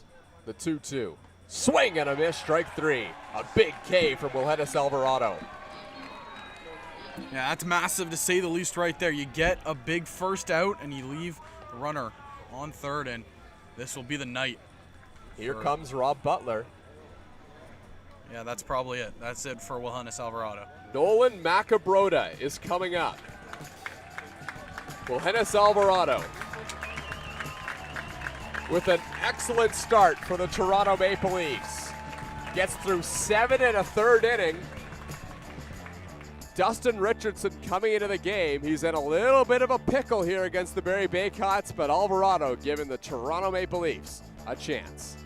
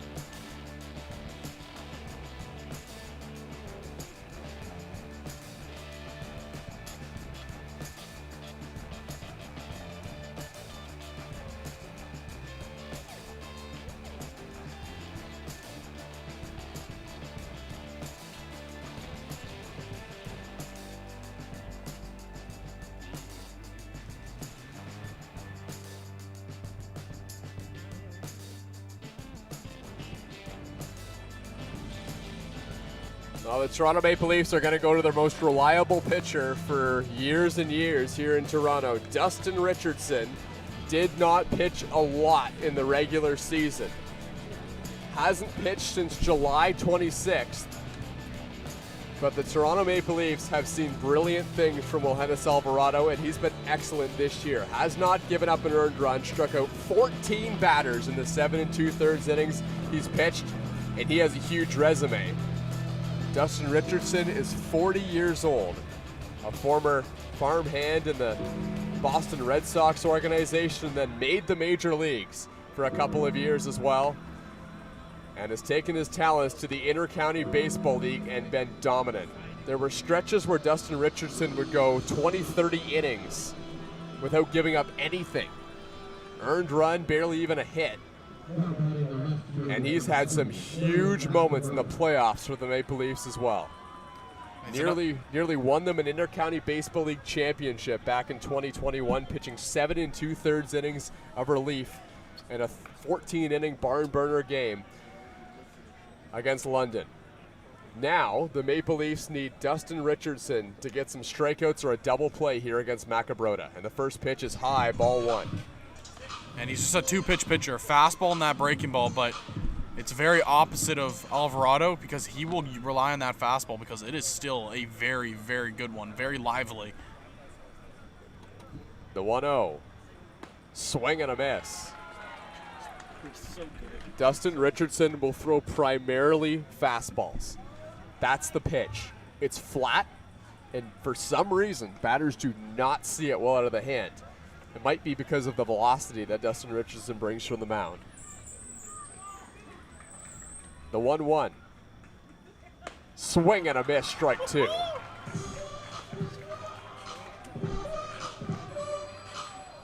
And that's just DR in a nutshell. He will pump the zone with that fastball, but like you said, for some reason, hitters just cannot pick it up. Is this the secret weapon for the Maple Leafs? Looking for the strikeout. The 1-2. Got him! Swing and a miss, strike 3. And Macabroda did not have a chance there against Dustin Richardson. Richardson went 4 straight fastballs, but he had Macabroda swinging off balance all 4 pitches. I'm not sure if he switched up the speeds of how he's throwing it, but that was a great job done by 31. Well, now it's Hayden Jaco This guy has seen a lot of Dustin Richardson in his career. Can he catch him in a big moment? He swings and misses, and he fell over in the batter's box trying to hit the first pitch from Richardson. Not sure if they're trying to overswing it right now, but that's the 4th straight swing we've seen where a batter is just not comfortable in the box against Richardson. If you are going to hit Dustin Richardson, a big swing is not going to be the key to success. Jaco takes strike 2. Just imagine going up to the box and you get a fastball in the inner half and you fall to a knee, and then you get a fastball dotted on the outside corner the very next pitch. The 0-2. Fouled off. And Jaco just gets a piece of that pitch up and away. But again, it looks like he's reaching for it. It didn't look like a comfortable swing from Jaco. Can he cut down his swing and serve something into the outfield here and extend the Barrie Baycats lead? Or has Dustin Richardson never left at 40 years young in a huge spot here facing Jaco? And this one's popped up. It's in foul territory. Jordan Castaldo going over, but Dustin Richardson knew that pitch was out of play. Immediately focusing back on the task at hand.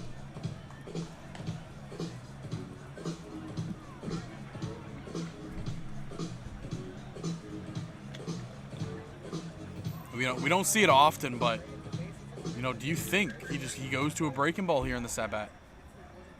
He's definitely thinking about something. Took a long stroll around the mound. Although Hayden Jaco hasn't proven in this at bat that he can catch up to the fastball. Now the 0-2. And the base taken by Malik Williams, but look, he stopped going to second base. The Barrie Baycats were trying to induce a throw down and steal a run. Yeah, Malik Williams, he started hopping off the base as soon as Richardson started getting into his windup, but it looked like you said, they were just trying to steal one. Here's the 1-2.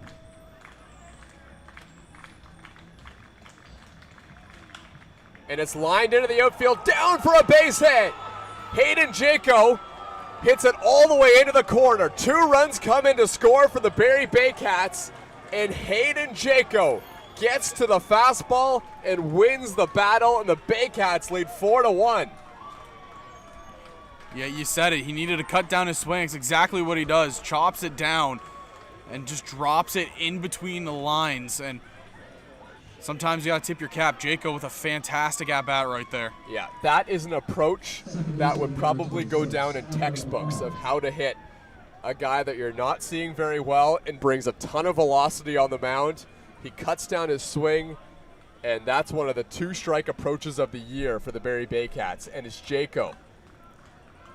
And has Hayden Jaco driven in the 2 runs that the Barrie Baycats needed to take a stranglehold on this series. Adam Ott at the plate, looking for more. Here's the 1-0. And it just misses outside. Dustin Richardson 1 pitch away from getting out of this jam, and both runs come in to score. Yeah, that's a tough one. Very, very tough. He made a great pitch. It was a fastball in the lower outside half on a righty, and Jaco, like we said, he just cut his swing down. Odd cues one back towards the mound. Richardson lets it go. Throw to first. In time to get the out. Dustin Richardson did not feel great hopping off the mound there. 2 runs come in to score. A strike away from getting out of it, but the Barrie Baycats take a 3-1 lead. And Dustin Richardson kind of applauding on his way out. And is that it for Dustin Richardson? We'll see when we come back.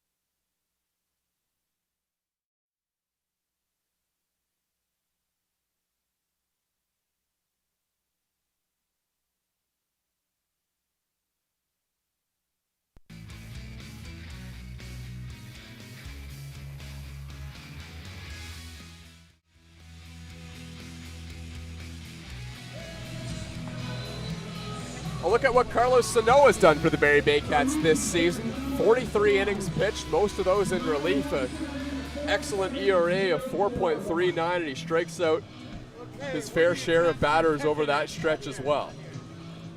So he's into the game after a 120-pitch performance by the starter, Cesar Rosado. Yeah, and Carlos Sano, he has been electric when it comes to just coming in relief. Looking at what he's been able to do, like you said, leads the Baycats in saves, and he also has 6 starts on the season. And it's been impressive to say the least.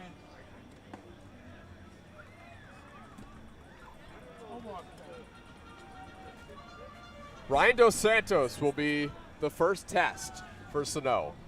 Dos Santos swings and misses.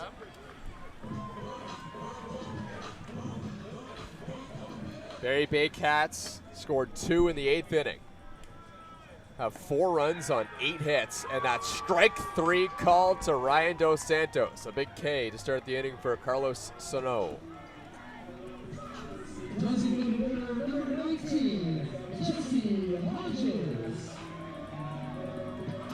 And Sano wastes no time coming into the ball game.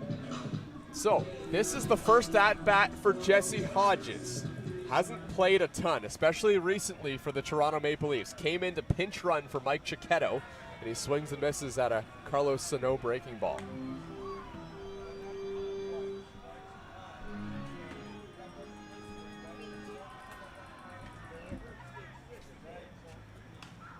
Hodges pops this one up. It's behind home plate, but it's out of play. The guy on deck is Connor Lewis. And last time Connor Lewis faced Carlos Sano, he hit a rather large home run in a series of events which would go on to see multiple ejections on both sides for the Toronto Maple Leafs and the Barrie Baycats, including Carlos Sano. As that pitch is inside. Carlos Sano was suspended, I think it was 5 games. I'm not sure if it got reduced or if it doesn't include playoff games, but he's back here with the Barrie Baycats. The 1-2 in the dirt. Yeah, it was a very interesting sequence of events, to say the least, of what happened. Benches cleared, managers ejected, players suspended. It was wild. But we haven't seen that bad blood carry over to this series yet. Well, actually, we did have an ejection of Angel Castro last game, so maybe it still exists.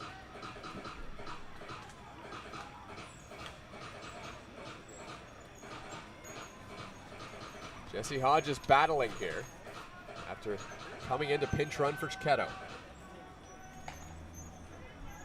2-2. Maple Leafs looking for a base runner.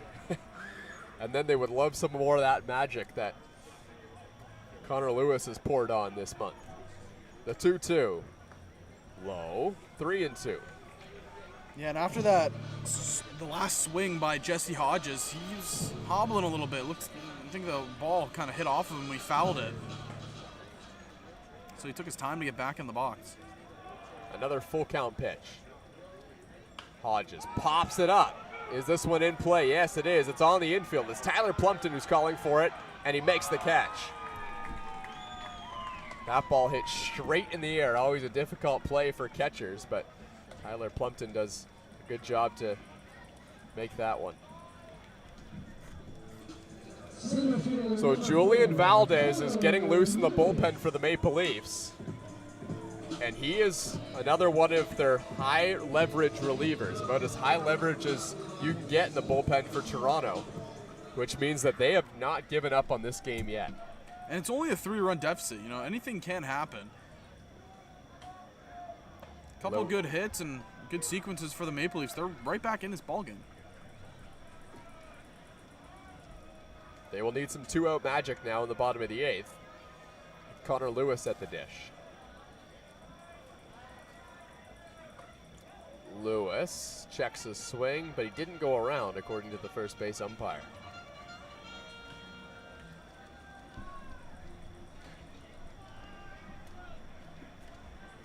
Carlos Sano with the count leveled 1-1 here on Lewis.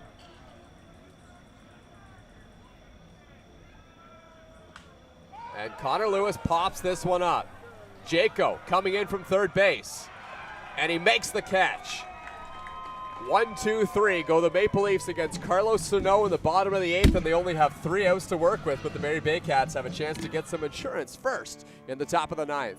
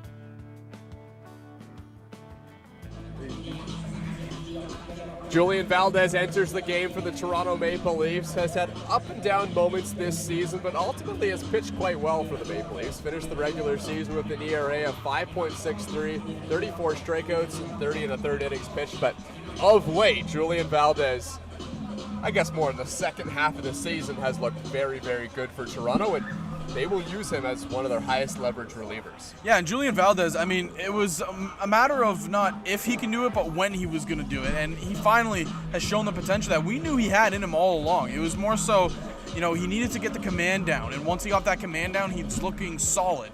So it'll be interesting to see how he looks here in the playoffs. But he's a big, important arm for the Maple Leafs in the bullpen. The Hamilton Cardinals have blown it wide open 10-1 against the London Majors, so they're going to even that series at 1. And the Guelph Royals up 7-5 on the Chatham-Kent Barnstormers. Guelph trying to take a 2-0 series lead, as are the Barrie Baycats here, looking for insurance against the Maple Leafs. Plumpton pops the first pitch up. Justin Mara back behind home plate and makes the catch.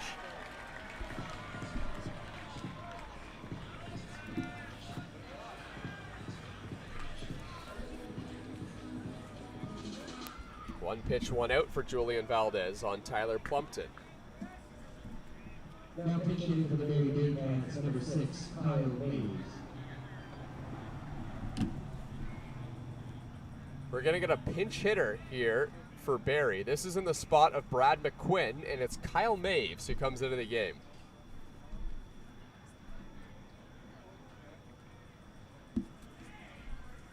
Maves squaring to bunt and takes a strike. Not sure there was a whole lot of conviction in that bunt attempt there from Maves. Maves is hitting in the number 9 spot, so that'll bring Kenise Ejo up after this. Pitch up and away to Maves. It just looked like Valdez on that fastball just released it a little bit too early. It was the arm side high. This will be the first at-bat of the playoffs for Kyle Maves. Hit .229 in the regular season over 13 games for Barrie. Maves chops one to short. Vinicio has it out of his reach. And Kyle Maves is aboard with a base hit. First hit out of the 9 spot all night long. McQuinn before, he was 0 for 3 with 3 strikeouts, and Maves now, he flips it over to Ejo, who has been, again, sensational all year long and to start the playoffs. And behind Ejo, Brandon Hernandez and Malik Williams have combined to go 7 for 5 in today's game. And we have a final in Guelph. The Barnstormers are going to fall 7-5 and fall in an 0-2 hole against the Royals. And early what we're seeing here is the top 4 teams, they're jumping out ahead in their series. I think Hamilton's the only one that has now evened it up.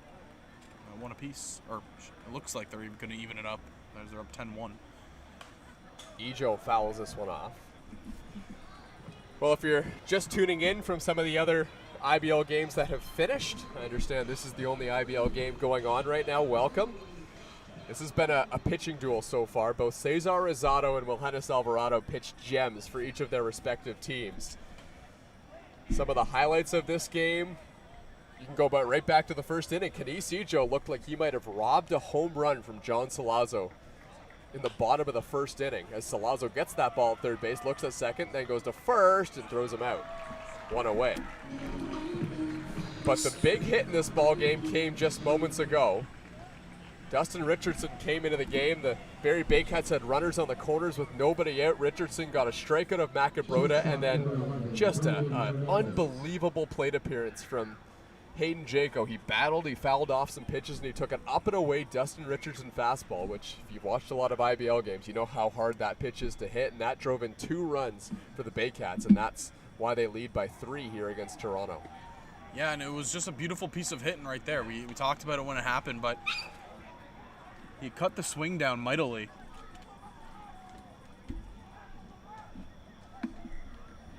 He swung at the first pitch, swung out of his shoes against Dustin Richardson, and then realized that's not the way I'm going to get this done, and put together a much better approach. Cut his swing down in half, and he just pokes it right down the right field line.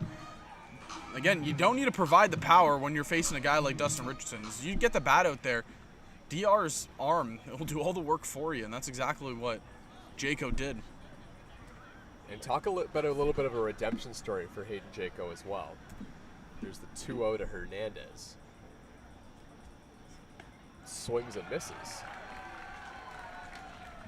Looked like a changeup. Yeah, the reason for this redemption story is that Hayden Jaco's made some mistakes this game. He got picked off. There was a runner on third, nobody out. Ground ball to the left side, and Jaco got caught in a rundown at third base. That prevented the Baycats from scoring a run that would have made it 2-0. As this one's lined to center field, but Connor Lewis has plenty of room, and he makes the catch to end the inning. Just to finish on that thought, Jaco also got thrown out trying to stretch a single into a double, and then gets the 2 RBI single that gives the Barrie Baycats the lead, and that's why the Toronto Maple Leafs need 3 runs with 3 outs to work with here at Dominico Field. We'll have that for you in moments when we come back.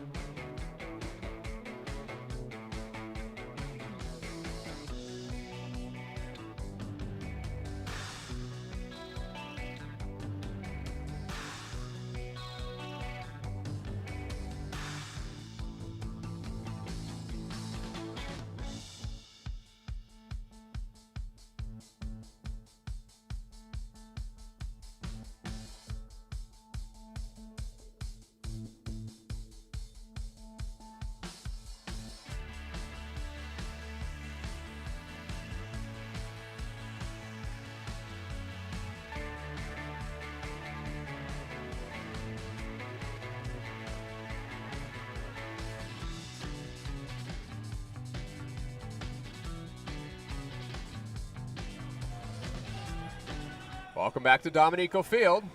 4-3 game. The Barrie Baycats leading. The Toronto Maple Leafs can't afford to lose this game. Well, it would make things very tough if they lost this game, and they're at risk of doing it. Carlos Sano trying to shut things down for the Barrie Baycats, who lead 4-1 over the Maple Leafs. Danton Mara will lead things off. He takes way inside, and it hit him. Dan Mara hits down to first base, and the Maple Leafs have a glimmer of life here against the Baycats. And that's a good start for it. You get Dan Mara on, you go to the top of the order. This is make or break now for these vets.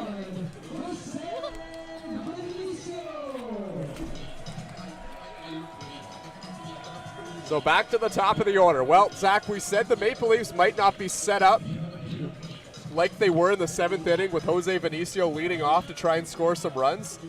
We were wrong. Now it's Jose Vinicio coming up with a runner on first base. But this time the Maple Leafs need 3 runs. Vinicio takes strike 1 and argues that it was outside.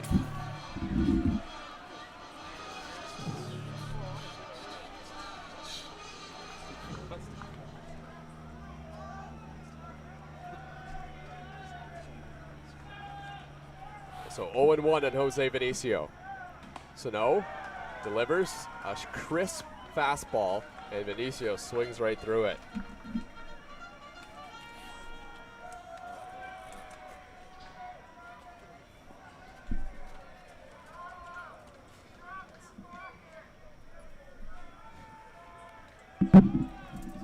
Oh and 2. Jose Vinicio has to battle here against Sano. And he takes a ball.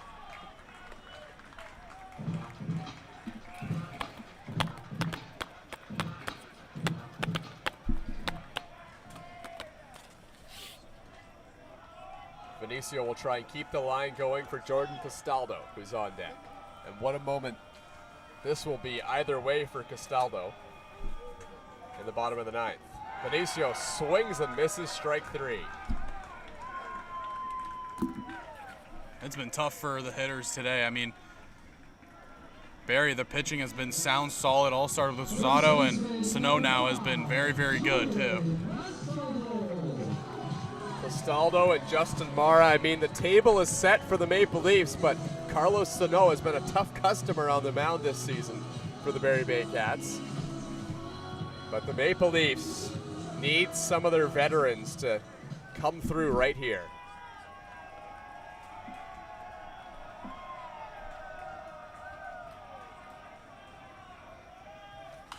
Castaldo fouls the first pitch off and had a pretty good cut at it. I think that smacked a car.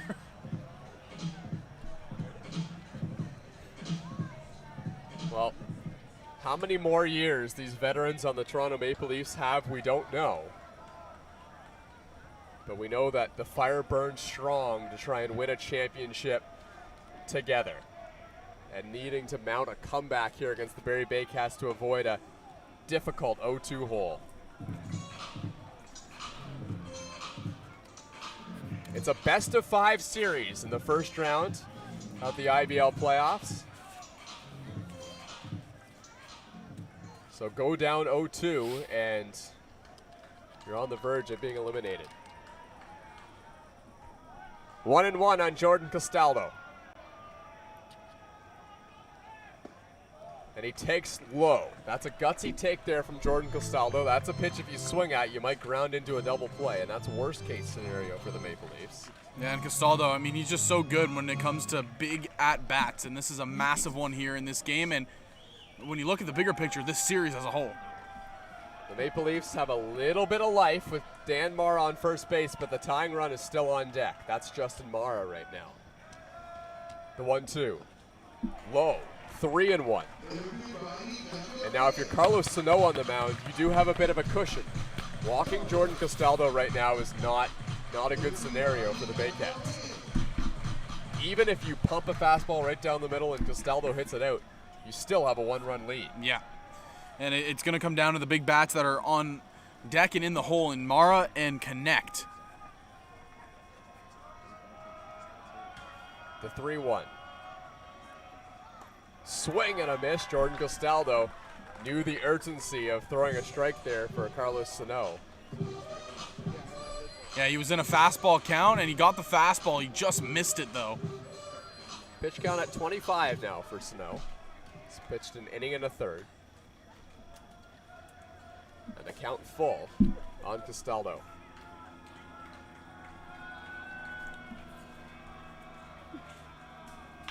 And it's hit into the outfield and foul by about a foot.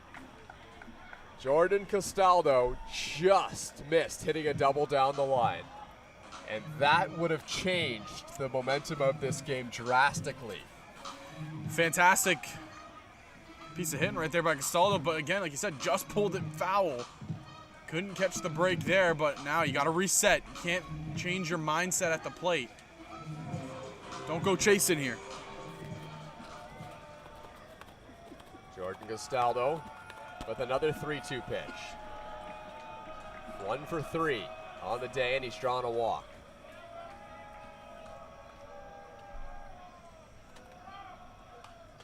And he fouls it off. And he was in trouble on that swing, and he knew it, and he still found a way.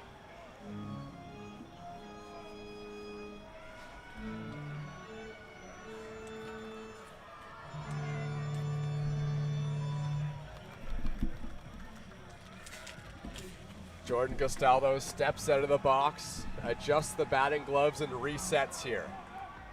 A third 3-2 pitch coming here from Carlos Sano. Needing to throw a strike here against Jordan Castaldo. Here it comes. And it's hit down the right side, foul. What an at-bat. Well, Jordan Castaldo, the Toronto Maple Leafs will not go down without a fight here against the Baycats. They've had their moments in this game. They've had their chances to score runs. They've had runners in scoring position at times and didn't cash in.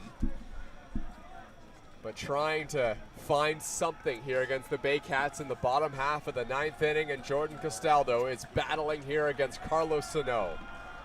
And a throw to first. Back safely is Dan Mara. And that has awoke the crowd here at Dominico Field. Can Castaldo keep this 3-2 train rolling here against Sano?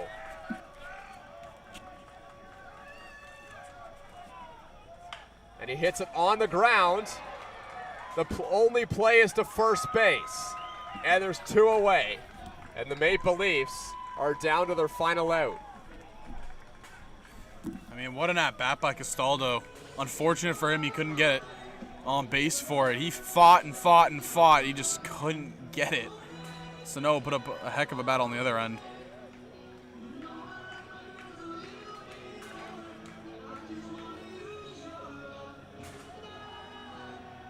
The catcher, number 9, Justin Mora.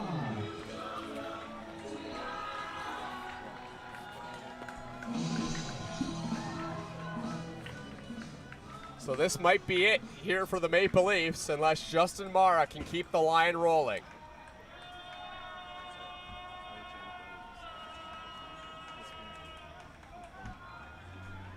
Sano trying to shut down the final 2 innings against the Maple Leafs.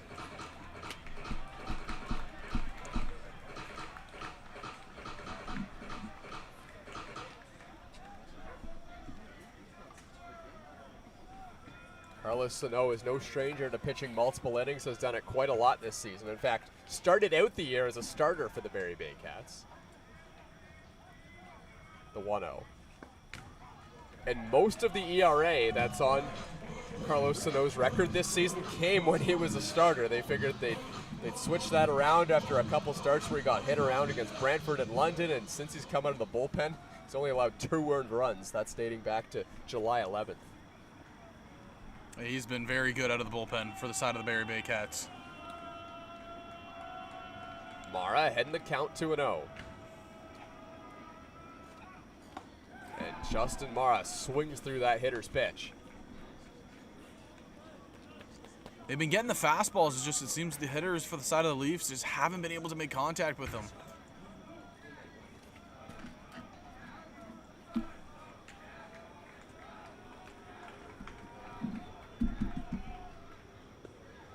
Mara takes inside 3-1. Jordan Castaldo found himself in this situation in the last at-bat, but Carlos Sano was able to throw a 3-2 pitch and then do it on multiple occasions to finally win the battle against Jordan Castaldo. Justin Mara would win this battle by anything. A hit, a walk, any way to get on base and bring the tying run to the plate. The 3-1 in there for a strike, and Justin Mara knew if he was swinging at that pitch, it was going to have to be the perfect pitch. Yeah. Looked like a fastball on the upper side, but it's a tough one.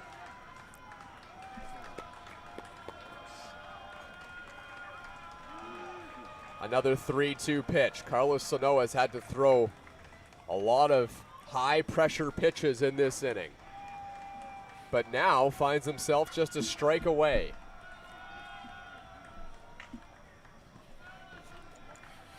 If you're Carlos Sano here, probably wanting to attack Justin Mara in this situation. Go right after him. The 3-2, and it's hit in the air, high and deep to right field, and that one is gone. Justin Mara, with what could be the season on the line, brings this game within one. It ain't over until it's over, and Justin Mara knows that well. A massive blast onto the Little League diamond in right field. The first guy to greet him at home plate, his brother Dan. And the Toronto Maple Leafs have life. Marcus Connect comes to the plate, but there's still 2 outs.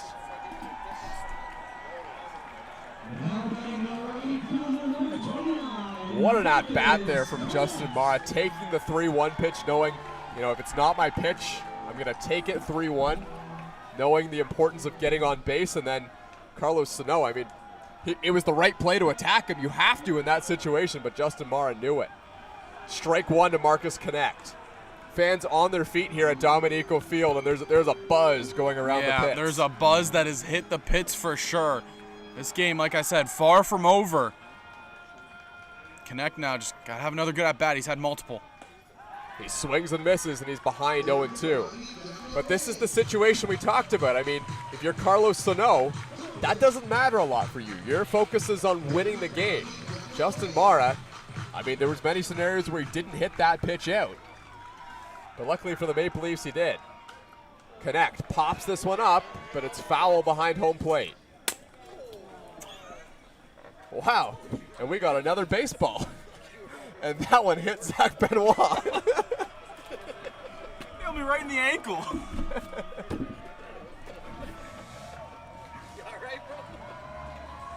Back to the field. Marcus Connect, 0-2.